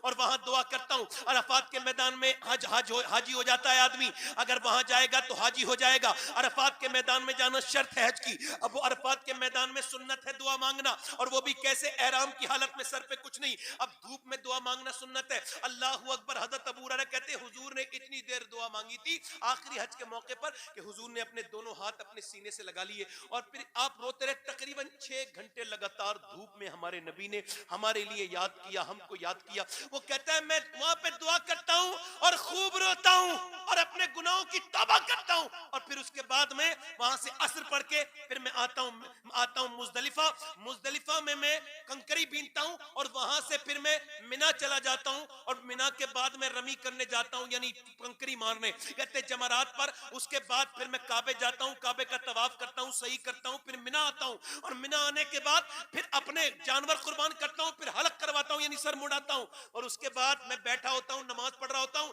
तो कोई अल्लाह का वली आता है, कहते तेरा हज कबूल नहीं। कहा क्यों? का मैं अपनी माँ का गुस्ताख हूं, शराब पी के एक बार माँ के पास आया था, रमजान का महीना था। ओ शराबी और नशा करने वाले, तूने सिर्फ अपने आप को नशा नहीं किया, तूने अपनी बहन की जिंदगी में भी बर्बादी घोल दी। लोग कहते हैं तेरी बहन से तेरा भाई नशा करता है, तेरे घर में रिश्ते नहीं आते। वो नशा करने वाले सोच तो, तूने शराब नहीं पी, तूने अपने बच्चों का मुस्तकबिल पी लिया, तूने अपनी बीवी की खुशियां पी ली। वो कहता है मैं शराब पी के माँ के पास आता हूं, आके बोला माँ मुझे खाना दे दे, शराब के नशे में उसने भाग गया से बदतमीज बदबख्त। एक तो दूध रोजा नहीं रखता, दूसरा रमजान के महीने में मैं तुझे रोटी दे दूं, शर्म कर जरा, कुछ हया कर। कहते हैं अम्मा का बात गुस्सा लग गई, अम्मी की बात। मैं आगे बढ़ा, जन्नाटेदार हाथ मैंने अपनी माँ के मुंह पे मारा। कहते मेरी माँ कमजोर थी, वो बेचारी बर्दाश्त न कर सकी, जलते हुए तंदूर में गिर गई और फड़कने लगी। कहते हैं जब मैं आगे बढ़ा तो मैंने देखा माँ, मैं भी गिर गया, वो रोने लगी, उसकी चीखें बुलंद होने लगी, वो चिल्लाने लगी, मगर मैं नशे में था। मुझे लोगों ने पकड़ के अंदर किया, माँ को निकाला, मैं तो सो गया। दूसरे दिन आंख लगी ना, आंख खुली तो मेरी बीवी कोई काम कोई कर रही थी, कोई जा रही थी। मैं कहा क्या हुआ, क्या पैकिंग कर रही हो? कह लगी मैं जा रही हूँ। कहाँ? कहा अपने मैके जा रही हूँ। कहा क्यों? कहा मैं माँ के कातिल के साथ तो नहीं रह सकती ना। कहा मेरी माँ मर गई? हाँ मर गई। तुझे 9 महीने पेट में रखने वाली मर गई। मर गई। तुझे दूध पिलाने वाली मर गई। वो जिसने तुझे, अच्छा वो पहले डायपर के जमाने नहीं थे, पहले जमाने काय के थे? पहले जमाने थे वही कि आपने पेशाब किया, अब आपका पेशाब है, सर्दी का जमाना है और आपकी माँ है, तो उसने कहा मेरा बेटे को ठंड न लग जाए, तो उसने पेशाब पे सो गई तुम्हारे। कोई किसी के पेशाब पे सोता है? तुम्हारी माँ तुम्हारे पेशाब पे सो गई। वही माँ मर गई। लगे मर गई मेरी माँ? हाँ। कहते हैं हजरत मालिक बिन दिनार कहते हैं मैंने उसके मुंह पे थप्पड़ मारा। जालिम, बदतमीज, बदबख्त। अल्लाहू अकबर, कैसी बात करता है, तेरा हज कबूल होगा? कहते हैं मैं सो गया आके। वो मालिक बिन दिनार कहते हैं फिर मुझे हुजूर का दीदार हुआ, मेरे नबी ने मेरी तरफ देखा और देखने के बाद कहा कि तूने क्यों उसे डरा दिया डरे हुए को? मैंने कहा हुजूर उसने अपनी माँ को कत्ल किया है, माँ का कातिल है। कहा अल्लाह उसे बख्श देगा। कहा हुजूर माँ के? कहा माँ की वजह से बख्शेगा।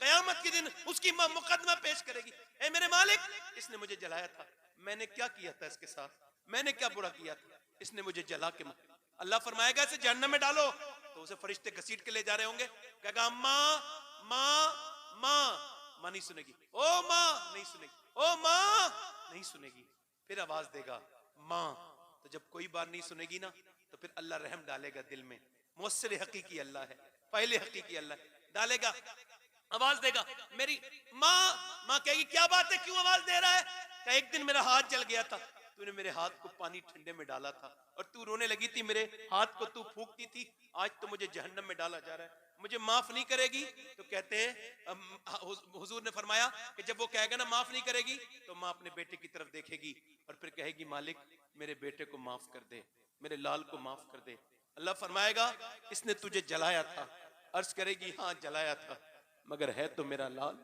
है तो मेरा बेटा, दुनिया में बहुत आवाजें हमने सुनी, बहुत लहजे सुने, मगर माँ बाप की तरह आवाज नहीं सुनी।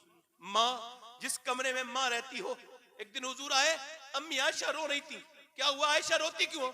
लगे हुजूर अभी एक औरत आई थी, उसने कहा मेरे बच्चे भूखे कुछ दे दो, मैंने 3 खजूरें दी, उसने एक बच्चे के मुंह में खजूर दी, दूसरे को खुद खाने वाली थी, बच्चों ने अपनी खा के माँ की तरफ देखा, तो माँ ने खजूर निकाली और आधी आधी दोनों के मुंह में देख के मुस्कुराने लगी, बस इसी माँ को देख के मेरा दिल मचल गया, माँ क्या माँ है यार, जीते जी माँ की कदर करो, एक बार चली गई तो दूसरी मर्तबा नहीं मिलेगी, उसके पास बैठ जाया करो, उसके कदमों में बैठ जाया करो, वो तुमसे बहुत मोहब्बत करती है, बुढ़ापे में तुम्हारे पास आई है, उसे डांटा मत करा करो, उससे मोहब्बत किया करो, बाप मर गया और मरने के बाद फिर उसकी ताजीम की तो क्या, फिर उसकी ठंडी कब्र पे मिट्टी के जाके रोए तो क्या रोए, जीते जी रो, जीते जी अपने बाप के पैर दबाओ, किसी पीर के पैर दबाने में वो मजा नहीं है जो बाप के पैर दबाने में मजा है, किसी के हाथ दबाने में मजा नहीं, किसी के हाथ चूमने में मजा नहीं, जो माँ के हाथ चूमने में मजा है। बाबा फरीदुद्दीन गंजे शकर फरमाते मेरे नजदीक बाप के तलवे को बगैर किसी कपड़े के चूमना 7 साल की नफली इबादत से बेहतर है।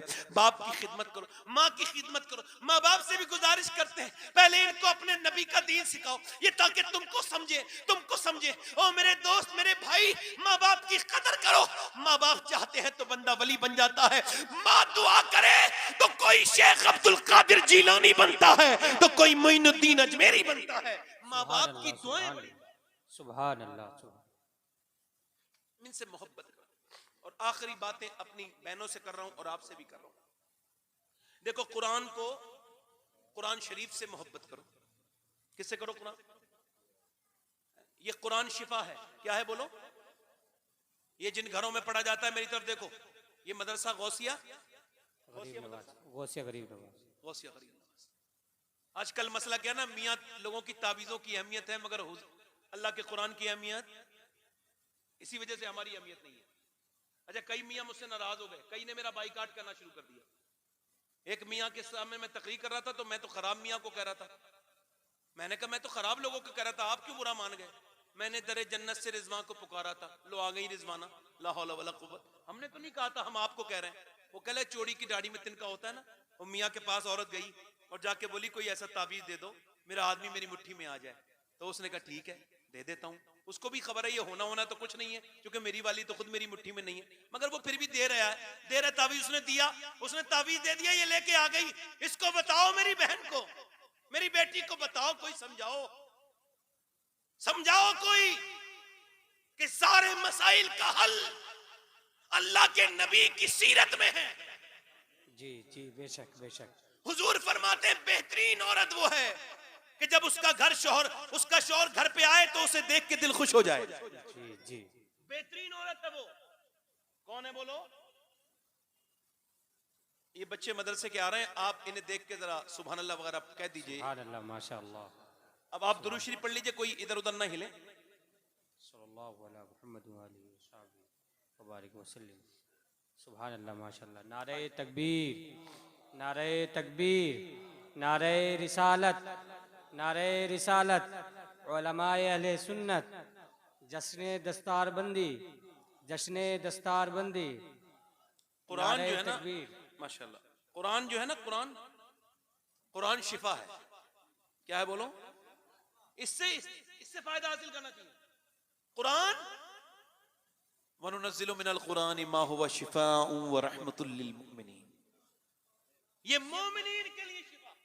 हज़रत इब्ने अब्बास कहते हैं, और इसे तफसीर में सारे मुफस्सिरीन ने लिखा कि ये कुरान बदन की भी सारी बीमारियों का इलाज है और इसने रूहानी बीमारियों का भी इलाज है। जी रूहानी बीमारी क्या है? इधर देखो, रूहानी बीमारी समझ तो लो। रूहानी डॉक्टरों के पास जाते हो, रूहानी बीमारी मौला अली फरमाते हैं रूह की सबसे बड़ी बीमारी हसद है। क्या है बोलो? हसद। और हसद का कुनबा कबीला है, बाल बच्चे हैं, है ना? गीबत, हसद, ये सारी बीमारियां इसमें मौजूद। अच्छा इधर देखो, तवज्जो करो, मेरी तरफ तवज्जो करना। हाँ, सैयदा उम्मे सलमा फरमाती हैं, नबी के घर वालों को मानोगे मगर नबी के घर वालों की नहीं मानोगे। सैयदा उम्मे सलमा फरमाती, और औरतें अपने बच्चों को लोरियां सुला के सुनाती थी, मगर नबी की बेटी फातिमा ने कभी लोरी नहीं सुनाई, वो हमेशा कुरान शरीफ पढ़ के सुनाती थी। सुभान अल्लाह, सुभान अल्लाह, माशाअल्लाह। कुरान कुरान कुरान। अच्छा, कुरान का असर क्या बच्चे के पैदा होने के बाद होता है? नहीं नहीं, ये तो गलती बात है। पैदा होने का माँ का असर बच्चे पे पहले से ही हो जाता है, और अगर माँ कुरान पढ़े तो उसका असर भी होता है, उसका असर भी होता है। ये भी बात बिल्कुल ठीक है। इधर देखो, मेरी तरफ देखो, अगर बहन कुरान पढ़े मक्के में, कहाँ पे बोलो, जल्दी बोलो, कहाँ पे? मक्के में। बहन अगर मक्के में कुरान पढ़े और भाई उमर को समझाए, कुरान सुनाए, इकबाल कहता है अगर फातिमा बिनते खत्ताब कुरान सुनाए तो भाई उमर फारूक आजम बनता है, और अगर फातिमा बिनते मोहम्मद कुरान सुनाए तो बेटा हुसैन शहीद आजम बनता है। सुभान अल्लाह, सुभान अल्लाह, माशाअल्लाह। अल्लाहु अकबर, अल्लाहु अकबर, या रसूल अल्लाह, जिंदाबाद जिंदाबाद। जोर से तो बोलो सुभान अल्लाह। और कुरान एक एक लफ्ज अल्लाह का, एक एक लफ्ज अल्लाह का। वो जो अल्लाह नजर नहीं आता पूरा डेटा उसी का है ये, और ये कहता है सारा कुरान मेरा। अच्छा, फिर उस पे बात करता है गलती निकाल के दिखाओ।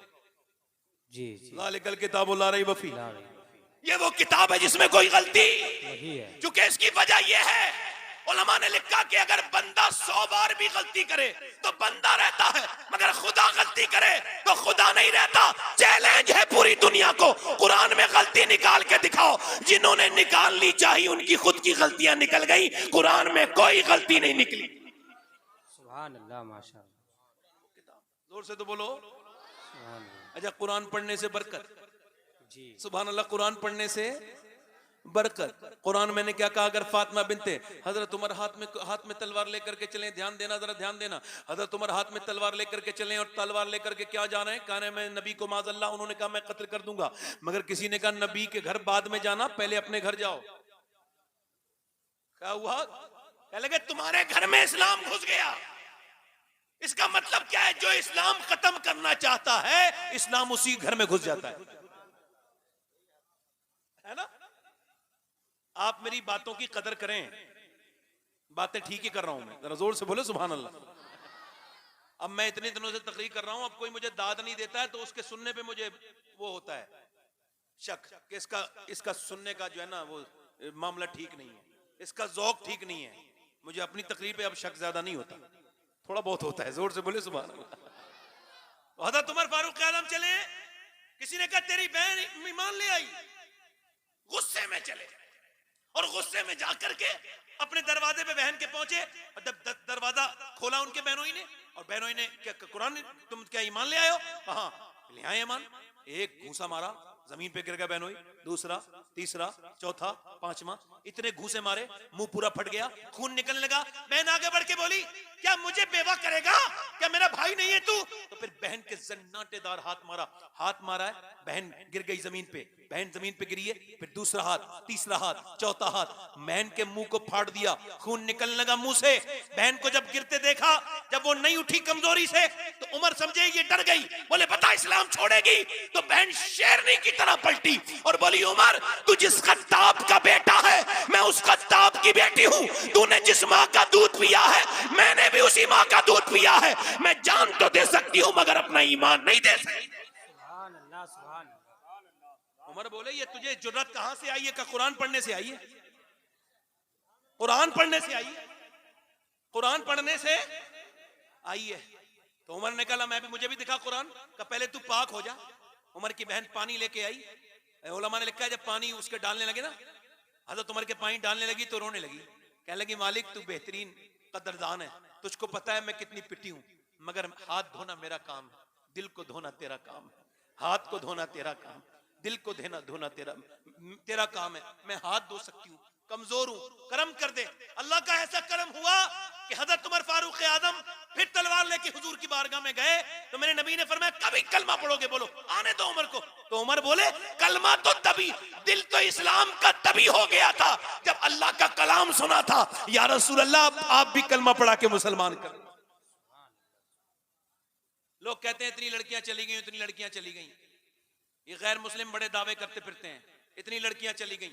मैं कहता हूं एक लड़की की औकात नहीं है अभी इस्लाम छुड़वाने की। वो तो गई होगी किसी बेहुदा बाप की लड़की, हमें भी इसमें शर्म है, हमें भी तकलीफ होती है। मैं कुछ दिनों पहले तो बड़ा तकलीफ में था, फिर मुझे किसी एक आलिम साहब ने समझाया सैयद साहब आप क्यों इतनी तकलीफ में? मैं कह लगा ये जो सुन रहा हूं ना रोज मीडिया पर इतनी लड़कियों ने इस्लाम छोड़ा, कह लगे उन्होंने इस्लाम समझा ही नहीं था। वरना फलस्तीन को देख लो, सुभान अल्लाह, जिंदाबाद जिंदाबाद, सुभान अल्लाह, वाह वाह। तकरीबन 1 लाख लोग शहीद हुए हैं और किसी को कोई तकलीफ नहीं है। क्या बात है। ऑस्ट्रेलिया के जंगलों में आग लगी, हॉलीवुड बॉलीवुड नेता पूरी दुनिया ट्विटर पर शोर मचा दिया, आग नहीं लगनी चाहिए, जानवर बचाओ जानवर बचाओ जानवर बचाओ। मगर जब 1 लाख लोग तकरीबन शहीद हो गए, किसी के कानों पे जूं नहीं लगी, किसी के दिल में हमदर्दी पैदा नहीं हुई, क्योंकि मुसलमान थे ना, कलमा पढ़ने वाले थे, किसी को कोई तकलीफ नहीं। मगर आपको बता रहा हूं 12 साल के बच्चे, 10 साल के बच्चे, तकरीबन 12,000 शहीद हुए हैं। तकरीबन उठाती है माँ अपने बच्चे को, हाथ आ जाता है, हाथ आ जाता है। एक एक बच्चे जिंदा हैं, एक एक ब्रेड पर 3-3 बच्चे हैं, 3-3 ऐसे भूखे बच्चे हैं। मगर फिर भी वो औरतें जब कुरान पढ़ती हैं तो दिल फटने लगता है उनको देख करके। पहले के जमाने थे, हमारा बचपन था, हम देखते थे सद्दाम की रेडियो पे खबरें आती थी, लोग चौपालों पर रोते थे। हमने पूछा आप क्यों रो रहे हो? वो सद्दाम वहां का रहने वाला। कह लगे सद्दाम रहने वाला तो दूर का है, मगर कलमा तो वही पढ़ता है जो हम पढ़ते हैं। मगर आज किसी को कोई फिक्र नहीं। अल्लाह का शुक्र है मैं सैयद हूं, मगर फिर भी एक बात कह के जा रहा हूं कि अगर उन लड़कियों में से जिन्होंने ये बयान दिया है उनका एक जूता मुझे मिल जाए तो मैं अपनी कब्र में अपने सीने पर रख के सो जाऊंगा। कौन? वो फलस्तीन की लड़कियां, वो जिन्होंने ये कहा कि हम रात को बुर्का ओढ़ के सोते हैं।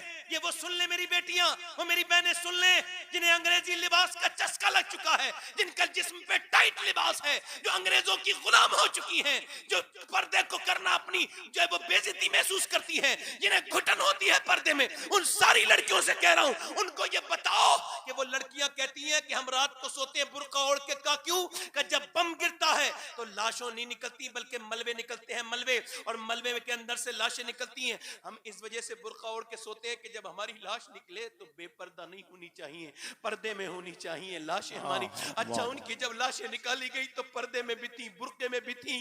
वो नबी की बेटी की मानने वाली थी, वो कहती थी क्या मुंह दिखाएंगे नबी को, क्या मुंह दिखाएंगे नबी की बेटी सैयदा फातिमा ज़हरा को। अल्लाह अकबर, जरा गौर तो करें आप, अल्लाह के पैगंबर सल्लल्लाहु अलैहि वसल्लम के गुलामों में आपसे कहता हूं जरा गौर तो करो, अपनी बेटियों को समझाओ कि कैसी नबी की बेटी ने जिंदगी काटी। उनके लिए ये बंबई की औरतें मशले राह नहीं, उनके लिए पाकिस्तान में नाटक करने वाली बेहुदा लड़कियां उनके लिए मशले राह नहीं, उनके लिए मशले राह नबी पाक की बेटी सैयदा फातिमा ज़हरा है। कि कौन? मेरे नबी ने फरमाया फातिमा तुमने चांद देखा? कल को ईद है। अर्ज की अब्बा मैंने चांद नहीं देखा। कहा फातिमा सबने चांद देखा, आपने क्यों नहीं देखा? अब्बा उस चांद को मैंने नहीं देखा जिसपे गैर महरम की नजर पड़ी हो। मेरा इमाम बरेली से बोला जिसका आंचल न देखा मोह मेहर ने, उस रिदाए नजाहत पे लाखों सलाम। सैयदा ज़हरा, तैयबा ताहिरा, जाने अहमद की राहत पे लाखों सलाम। और मेरी बेटियों, मेरी बहनों, मैं आपसे ही मुखातिब हूँ और मेरे दोस्तों फिर कहता हूँ कि कहाँ गई वो औरतें जो सुबह सुबह कुरान पढ़ती थी? कहाँ गई वो औरतें जिन्होंने अपने बच्चों को कुरान सुनाया था? कहाँ गई वो? पहले के जमाने की बात है कि एक मुसलमान लड़की का इसी मुल्क में एक मुसलमान लड़की की गैर मुस्लिम से दोस्ती हो गई। बचपन में उसके घर जाने लगी, वो कुरान पढ़ती थी। इस गैर मुस्लिम लड़की ने कहा क्या तू क्या पढ़ती है? तू? क्या ये कुरान है? अल्लाह का कुरान कलाम है? क्या तुम्हारी अम्मी मुझे भी पढ़ा देंगी? कहा बिल्कुल पढ़ा देंगी, पूछ लो मेरी अम्मी से। वो जाके बोली क्या मुल्ला नहीं मुझे पढ़ा दोगी? कहा पढ़ा दूंगी, मगर अपनी घर में जिक्र मत करना, पहले पक्का वादा कर। कहा नहीं करूंगी। तो ठीक। अब वो कुरान पढ़ने लगी, इधर देखो, वो कुरान, इधर उधर ना देखो, मेरी तरफ देखो, वो कुरान पढ़ने लगी। अच्छा कुरान, वो उससे जल्दी कुरान पढ़ गई, मुसलमान से जल्दी वो पढ़ गई, क्योंकि कुरान इंसानों के लिए है, मुसलमानों के लिए नहीं, सिर्फ हुदल्लिन नास, ये सारी इंसानों की हिदायत के लिए है कुरान। तो उसने कुरान पढ़ा। अच्छा कुरान पढ़ने के बाद उसने कहा अब तुम्हारा प्लान क्या है? कहा मेरा प्लान ये, सहेली बोली मैं कुरान का हिफ्ज करूंगी, हाफिजा बनूंगी। सुभान ठीक है, अब वो कुरान हिफ्ज करने लगी। इधर देखो, कुरान हिफ्ज कर लिया, उससे पहले कर लिया, मगर जब शादी का वक्त आया तो अपनी मुल्लानी के पास जाके बोली, रोने लगी। का क्या हुआ? कि मैं अपने माँ बाप को अगर बता दूंगी मैं मुसलमान हो गई हूँ तो वो मुझे जान से मार देंगे। और शादी जिसके साथ कर रहे हैं ना, बड़ा कट्टर दुश्मन है मुसलमानों का, बहुत सख्त है, कट्टर है बहुत ज्यादा। तो उसकी मुल्लानी ने कहा डर मत, जिस कुरान से तू मोहब्बत करती है यही तेरा साथ देगा कुरान, यही तेरा हामी और नासिर बनेगा कुरान। कुरान दे दिया, अपने ससुराल चली गई मैके से। अब आदमी चला जाता, कुरान पढ़ती, आदमी चला जाता, कुरान पढ़ती, नमाज पढ़ती, रोती, अल्लाह से दुआ करती, अल्लाह मेरे आदमी को हिदायत दे दे। अल्लाह का करम ये हुआ, एक बच्चे, दो बच्चा, 3 बच्चे हो गए। और 3 बच्चे जब हो गए तो इसका आदमी एक दिन बीमार हुआ। जब चेकअप हुआ तो रोता हुआ घर आया, बहुत रोया। कहा क्यों रोते हो? कहा तुम इतनी अच्छी मेरी बीबी हो, तुम मेरा कितना ख्याल रखती हो, मेरा कितना, तुमने कभी मेरी नाफरमानी नहीं की, मेरे छोटे छोटे बच्चे। कहा हुआ क्या है? कहा डॉक्टर ने चेकअप करके बताया मुझे कैंसर है, मैं बचूंगा नहीं, मर जाऊंगा। और ये कह के फूट फूट के रोया। जब वो फूट फूट के रोया तो इधर देखो, मेरी तरफ तवज्जो करो, जब वो फूट फूट के रोया, इधर देखो तवज्जो करो, तो उसकी बीबी बोली देखो आप तो नाउम्मीद मत हो, अगर आप चाहो तो मैं आपका इलाज कर दूंगी, मगर मेरी बात माननी पड़ेगी। सुभान अल्लाह, सुभान अल्लाह, वाह वाह। कहने लगी, वो कहने लगा किसी डॉक्टर के पास तो कोई इलाज नहीं, तुम कैसे इलाज करोगी? उसने कहा तुम्हें इस बात से क्या मतलब है, तुम तो फल खाओ, पेड़ क्यों गिनते हो? उसने कहा ठीक है मैं मान लूंगा तेरी बात। कहा मान लोगे? कहा कहा तो फिर ठीक है। अंदर गई और जाके उसने कुरान खोला और फिर सूरह फातिहा की तिलावत की। उसने पहले सूरह फातिहा जब पढ़ी ना, और जब वो पहुंची ना इय्याका नअबुदु व इय्याका नस्तईन, तो वो रोने लगी, कहने लगी मालिक मैं तुझे पूछती हूँ, तो सही मदद चाहती हूँ, मेरे मालिक मेरे आदमी का दिल बदल दे। रोई रोई, अल्लाह का करम देखो, 1 दिन 2 दिन रोज रो रो के कुरान पढ़ती थी, रोज सूरह फातिहा पढ़ के दम करती थी, सजदों में दुआएं करती थी। 3 महीने के बाद उसका आदमी चेकअप कराने गया, तबीयत थोड़ी ठीक हुई तो, और आके खुश हो गया। बीबी ने कहा क्या हुआ? कहने लगा डॉक्टर ने चेकअप करके बताया है, ऐसा लगता है तेरे अंदर कोई बीमारी है ही नहीं, ये बता तूने कैसे इलाज किया मेरा? क्या पढ़ के फूंकती थी, क्या दम करती थी? कहने लगी तुम बुरा तो नहीं मानोगे? कहा नहीं। कहा जिस इस्लाम से तुम नफरत करते हो उसी अल्लाह का कुरान है, जिस कुरान से तुम नफरत करते हो उसकी मैंने एक सूरत पढ़ पढ़ के दम किया, देखो बुरा ना मानना, उसी से अल्लाह ने तुम्हें शिफा दी है। वो आगे बढ़ के रोने लगा, कहने लगा मैं कुरान वाले को नहीं मानता हूं तो इतना मेहरबान है, अगर कुरान वाले को मानने लगा तो फिर कितना मेहरबान होगा। ऐसा कर तू मुझे जल्दी से कलमा पढ़ा के मुसलमान कर दे। वो थी औरतें जिन्होंने कुरान पढ़े थे, अपनी बेटियों के हाथों में कुरान दे दो। सुभान अल्लाह, सुभान अल्लाह। वसीयतें करो, कुरान पढ़ो, कुरान शिफा है, हिदायत है, बरकत है, कुरान को न छोड़ो। सब तुम्हारे खिलाफ है। आखिरी बात और कर रहा हूं, हुजूर मुफ्ती साहब क़िबला बहुत दिनों में मुझे मिले हैं, इनकी दुआएं लेने के लिए भी मैंने ये तकरीर की है कि ये दुआ करें मेरे लिए। ये बाबरकत इंसान है, इतने बड़े इल्म के मर्तबे पे होकर भी इंसान के अंदर अगर आजिज़ी हो तो उस पे अल्लाह की रहमतें होती हैं, बेशक, बरकतें बेशक। होती हैं। मैं आपसे गुजारिश करता हूं दोस्तों, मेरे तौबा करो, ठीक है गुनाह हो गए, कोई बात नहीं, तौबा करो, ठीक है दूर थे अब तक दीन से, अब करीब होंगे, अब कहेंगे अल्लाह माफ कर दे, अब कहेंगे। एक औरत मूसा अलैहिस्सलाम के जमाने में बड़ी खूबसूरत थी, इतनी खूबसूरत कि उसका हालात खराब हुए, वो गलत रास्ते पे चल के उसने नवाबों को अपने घर बुलाना शुरू कर दिया। कोई इलाके का नवाब नहीं बचा जो उसके घर नहीं आता था। ध्यान से सुनना, आखिरी बात है मेरी, जीस की आखिरी हिचकी है, गौर से सुन, जिंदगी भर का खुलासा इसी आवाज में है। अब उसने जब बड़ी सी बिल्डिंग बना ली और उसमें दुल्हन बन के बैठती थी, दिन भर अपने गाहक लिखती थी, तुम फला रात आना, तुम फला रात आना, बुक तय करती थी। एक दिन एक नेक आदमी गुजर के जा रहा था, इसके ऊपर नजर पड़ी और नजर ही तो करती है खराब। ये जिना के करीब मत जाओ, मतलब लड़कियों को, बुरी औरतों को, गंदी वीडियो को देखो तक मत, वरना जिना की तरफ चले जाओगे। उसने देखा, दिल में उसके फितूर पैदा हुआ। 1 महीने लगातार सजदे में कहता रहा, या अल्लाह बचा ले, मगर न जाने अल्लाह की क्या हिकमत, उसके दिल से लड़की नहीं निकली। औरत इतनी हसीना थी, ऐसा हुस्न था उसका, निकला नहीं।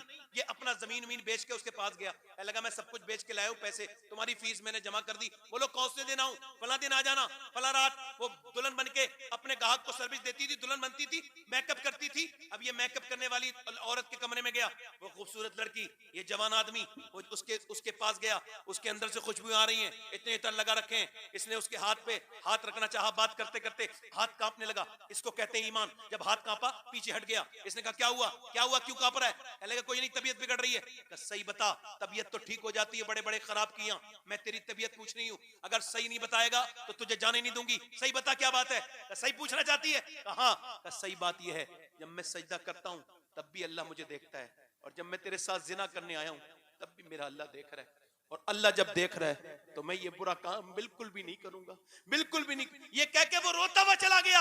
इसके दिल के जंग हो गया, उसके आंसुओं से उसका दिल धुला। बोली मालिक, एक दिन आया था, हाथ तक नहीं लगाया, और मैंने तो कितनी रातें गंदी की हैं, कितनी पापन हूं मैं। किसी ने कहा मूसा अलैहि सलाम तकरीर कर रहे हैं फला जगह, चली जा। इसने एक आदमी से कहा मूसा से कहना मैं आई हूं। तो जब मूसा अलैहि सलाम ने इसका नाम सुना ना, भगाओ उसे, वो बीच में उसका नाम आ गया, वो खराब औरत थी, भगाओ उसे। वो भाग गई, चली गई, दरवाजा बंद करके बोली मालिक, मूसा ने मेरे गुनाहों की वजह से भगा दिया, मगर ये बता तू भगाएगा तो कहां जाऊंगी?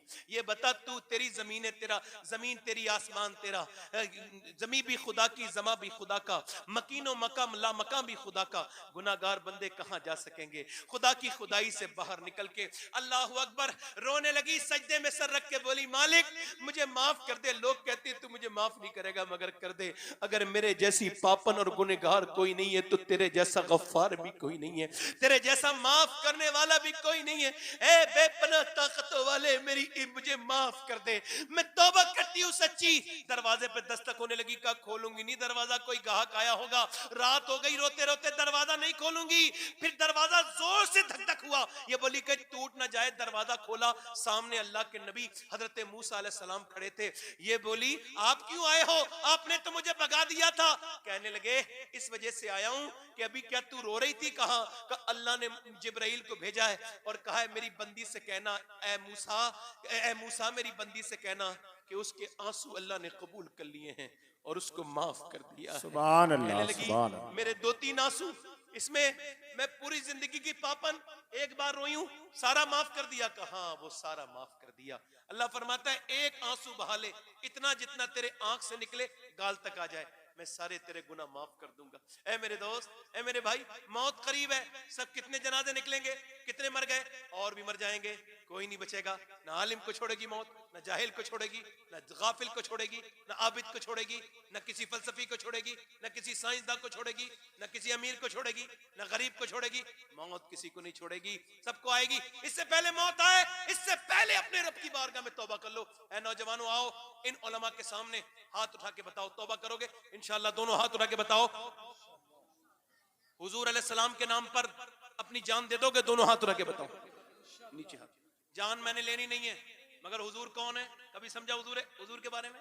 हुजूर के पेट पे पत्थर बनते थे तो दुआ करते थे, अल्लाह मेरी उम्मत कभी भूखी ना मरे। कभी गारे हिरा में, और जब कब्र में जाओगे तो हुजूर ही नजर आएंगे, सरकार ही आएंगे। तो हुजूर के ऊपर कौन कौन अपनी जान फिदा कर सकता है? दोनों हाथ। अब जान फिदा नहीं करनी, हाथ नीचे कर ले। जो जान फिदा कर सकता है वो कुछ भी कर सकता है। तो कितने लोग ऐसे हैं जो हुजूर के नाम पे जान भी दे देंगे और आज से पूरी दाढ़ी भी रखा लेंगे। इस महफिल में खड़े हो जाएं, खड़े हो जाएं जो पूरी दाढ़ी रखाए। नहीं, कोई मुस्कुराए ना, एक दूसरे की तरफ ना देखें, मुस्कुराए ना। हुजूर के नाम पे जो पूरी दाढ़ी रखाए वो खड़े हो जाएं, जो पूरी दाढ़ी रखाए वो खड़े हो जाएं। जिनके दाढ़ी कटी हुई हो या मुंडी भी हो, जिनके कटी हुई हो या मुंडी भी हो, वो नौजवान खड़े हो इस महफिल में और कहें आज तक जिया था सभी के लिए, आज से जीऊंगा नबी के लिए। वो नौजवान खड़े हो जाएं, वो आशिक जो हुजूर के नाम पे पूरी दाढ़ी रखाएं। हाँ, जान भी दे देंगे, हैं जान देने के लिए सब तैयार हैं। इंशाल्लाह उठेंगे। नहीं उठेंगे। है कोई नौजवान, है कोई नौजवान जो आज से सुन्नत रसूल रखाए? हुजूर के नाम पे कोई है आशिक रसूल? देखो भाई जरा जल्दीबाजी ना करो, मेरी तरफ देखो, आप अल्लाह चाहेगा उठेगा, आप फिक्र ना करो, डरो मत, घबराओ मत। मैं कह रहा हूं पूरी सुन्नत रखाने वाला कोई है नौजवान मेरा भाई जो हुजूर के नाम पे खड़ा हो जाए? है कोई इधर से आसपास सुन्नत रसूल के लिए? आ जाओ, बाहर आ जाओ, बाहर आ जाओ, बाहर आ जाओ, आ जाओ।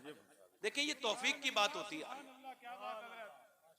एक हो गया, एक कोई दूसरा नौजवान है जो अपने गुनाहों से तौबा करके आ जाओ, नौजवान आ जाओ, आ जाओ, अल्लाह इस्तकामत अता फरमाए आप लोगों की बरकत से। दो हो गए, तीसरा आशिक रसूल है कोई? नौजवानों ये कब्र, जब हम कब्र में जाएंगे लोग ऐसे ही देखते रह जाएंगे, मगर कब्र में जब जाओगे तो हुजूर का दीदार होगा। ये कुछ लोग दाढ़ी मुड़ा रहे हैं, ये समझ रहे हैं जवानी आ जाएगी, सफेद बाल मुड़ा दो। ना ना मेरे भाई, अब मौत आएगी, जवानी नहीं आएगी। इधर आ जाओ, इधर आ जाओ। दो नौजवान हो गए, तीसरा कोई है? कोई हमारा भाई, कोई आशिक रसूल जिस छोटी कटाना और मुड़ाना एक ही बराबर है। दाढ़ी एक मुश्त होनी चाहिए, पूरी एक मुट्ठी दाढ़ी, कटाना मुड़ाना एक बराबर है कोई और आशिक रसूल जो हुजूर के नाम पे गर्दन दाढ़ी रखा ले? इधर आओ भाई, मेरी तरफ देखो। वो लोग हैं, वो सिक्योरिटी वाले लोग हैं, अपना काम कर रहे हैं, आप अपना काम करो। कोई दूसरा आशिक रसूल, तीसरा आशिक रसूल है? तीसरा है कोई? अरे तीसरा है, वो आ गया, सुभान अल्लाह, आ गए, सुभान अल्लाह, नारे तकबीर। और सुनो, इन सबके चेहरे देख लो, इनके चेहरे देख लो, याद कर लो, ये हुजूर के लिए खड़े हुए, जिंदगी भर अल्लाह की रहमतें उतरेंगी इनके ऊपर, इंशाअल्लाह, इंशाअल्लाह। अल्लाह इन पर फजल करेगा, इन नौजवानों के ऊपर। इन्होंने कोई छोटा मोटा काम नहीं किया, वो चौथा भी आ गया, सुभान अल्लाह। अरे भाई वाह वाह, मैं तो कहता हूं कोई हमारे उम्र दराज लोग भी हिम्मत बढ़ाएं बच्चों की, सुभान अल्लाह। आए कोई आए, हिम्मत करें, हिम्मत करें भाई, सुन्नत रसूल के लिए। यहूदियों नसरानी के चेहरे ना बनाओ, आ जाओ पूरी सुन्नत के लिए, आओ आओ आओ, आ गए, सुभान अल्लाह, आ जाओ, आ जाओ मेरे भाई, आ जाओ, आ जाओ, आ जाओ, आ जाओ। ये कितने हो गए भाई? पंजतन पाक के मानने वाले 5 हो गए, सुभान अल्लाह। अब सरकार हिंदल वली ख्वाजा गरीब नवाज के लिए छठा कोई और आ जाए, छठा कोई और आ जाए। अल्लाह, सुभान अल्लाह। कोई नौजवान एक साहब कह रहे थे, आप इतने मजमे में कहते हो कोई नहीं खड़ा होगा तो बेइज्जती हो जाएगी। मैंने कहा मेरी कोई इज्जत ही नहीं है, मेरी इज्जत उस दिन होगी जिस दिन ईमान पे खात्मा हो जाएगा। बाकी कोई इज्जत नहीं होती। इज्जत वही है कि ईमान पे इंसान मर जाए, ये इससे बड़ी कोई इज्जत नहीं। कोई छठा है? कोई छठा है कोई नौजवान? गरीब नवाज की छठी वाला कोई है? हमारे इलाके में ये बात की बड़ी कमी है, तकरीर सुनते बहुत अच्छी है, मगर जब इधर आओ मुफ्ती साहब तो इतने कम होते हैं, और जगहों पे 15-15, 50-50 हो जाते हैं। एक और आ गया, सुभान, 6 हो गया। कोई 7वां आशिक रसूल और है? सुभान अल्लाह। चलो ठीक है, मेरे साथ वादा करो इंशाअल्लाह। उलमा इकराम की मौजूदगी में वादा करते हैं, आज के बाद न दाढ़ी कटेगी न मुड़ेगी इंशाअल्लाह। इंशाअल्लाह 5 वक्त की नमाज के साथ इंशाअल्लाह। अल्लाह सलामत रखे। हुजूर की आंखों की ठंडक नमाज है। सब लोग एक बार हाथ उठा के कहो, आज से शुरू करेंगे नमाज इंशाअल्लाह। वादा नहीं, इरादा करेंगे इंशाअल्लाह। नमाज पढ़ेंगे इंशाअल्लाह, दोनों हाथ उठा के इंशाअल्लाह। अपनी बहन बेटी को पर्दा कराएंगे इंशाअल्लाह। मसलके आला हजरत पे सख्ती से कायम रहेंगे इंशाअल्लाह। और कुरान पढ़ोगे इंशाअल्लाह। जो कुरान पढ़ना नहीं जानता शुरू कर दे, और जो हाफजा करते करते कुरान पढ़ते पढ़ते मर जाए और उसके कुरान पूरा ना हुआ हो तो नबी फरमाते कब्र में अल्लाह फरिश्तों से पढ़वा देता है। सुभान अल्लाह, सुभान अल्लाह, जिंदाबाद, और जो जिंदाबाद। कुरान पढ़ नहीं सकता वो सुन लिया करे, सुभान कुरान अल्लाह। को आम करो। बहरहाल कुरान सुनना भी सवाब, पढ़ना भी सवाब। कुरान की तालीम, जितना कुरान घर में पढ़ा जाएगा उतनी फरिश्तों का नुज़ूल होगा, उतनी रहमतें आएंगी। मैं इस मदरसे के लिए दुआ करता हूँ, अल्लाह इसको शाद आबाद रखे। आमीन। और आप इन मदारिस का साथ दें। याद रखें, जितना भी इस्लाम ताकतों ने, इस्लाम की दुश्मन ताकतों ने जितने भी हमले किए, उलमा पे किए और मदारिस पे किए, उनको पता है मदारिस और उलमा मजबूत हैं तो इस्लाम मजबूत है। जब पूरी तरह से मगरिब ने इस्लाम पर हमला किया तो अगर कोई सामने सीना लेके खड़ा हुआ तो वो मदरसे थे। वाह वाह, सुभान अल्लाह, सुभान अल्लाह, बेशक। अल्लाह ताला की बारगाह में दुआ करता हूँ और इन सारे तलबा को, ये जो फारिगीन हैं, इन हुफ्फाज को मैं ये वसीयत और इन्हें नसीहत करता हूँ एक छोटा बड़ा भाई होने के नाते कि अगर अपनी जिंदगी में कामयाबी चाहते हो तो इश्क रसूल को ना छोड़ो, हुजूर से मोहब्बत करो। अल्लाह आप सबको शाद आबाद रखे। तौबा करें मेरे साथ, अस्तगफिरुल्लाह रब्बी मिन कुल्लि ज़म्बिन व अतूबु इलैह। पढ़ लीजिए ला इलाहा इल्लल्लाह मुहम्मद रसूलुल्लाह। मेरी जिंदगी का मकसद तेरे दीन की सरफराजी, मैं इसीलिए मुसलमान, मैं इसीलिए नमाजी। इस्लाम जिंदाबाद, मसलक आला हजरत पाइंदाबाद। लक़द काना लकुम फी रसूलिल्लाहि उस्वतुन हसना। सदक़ल्लाहुल अज़ीम। अस्सलामु अलैकुम व रहमतुल्लाहि व बरकातहू। वाह वाह, सुभान अल्लाह, सुभान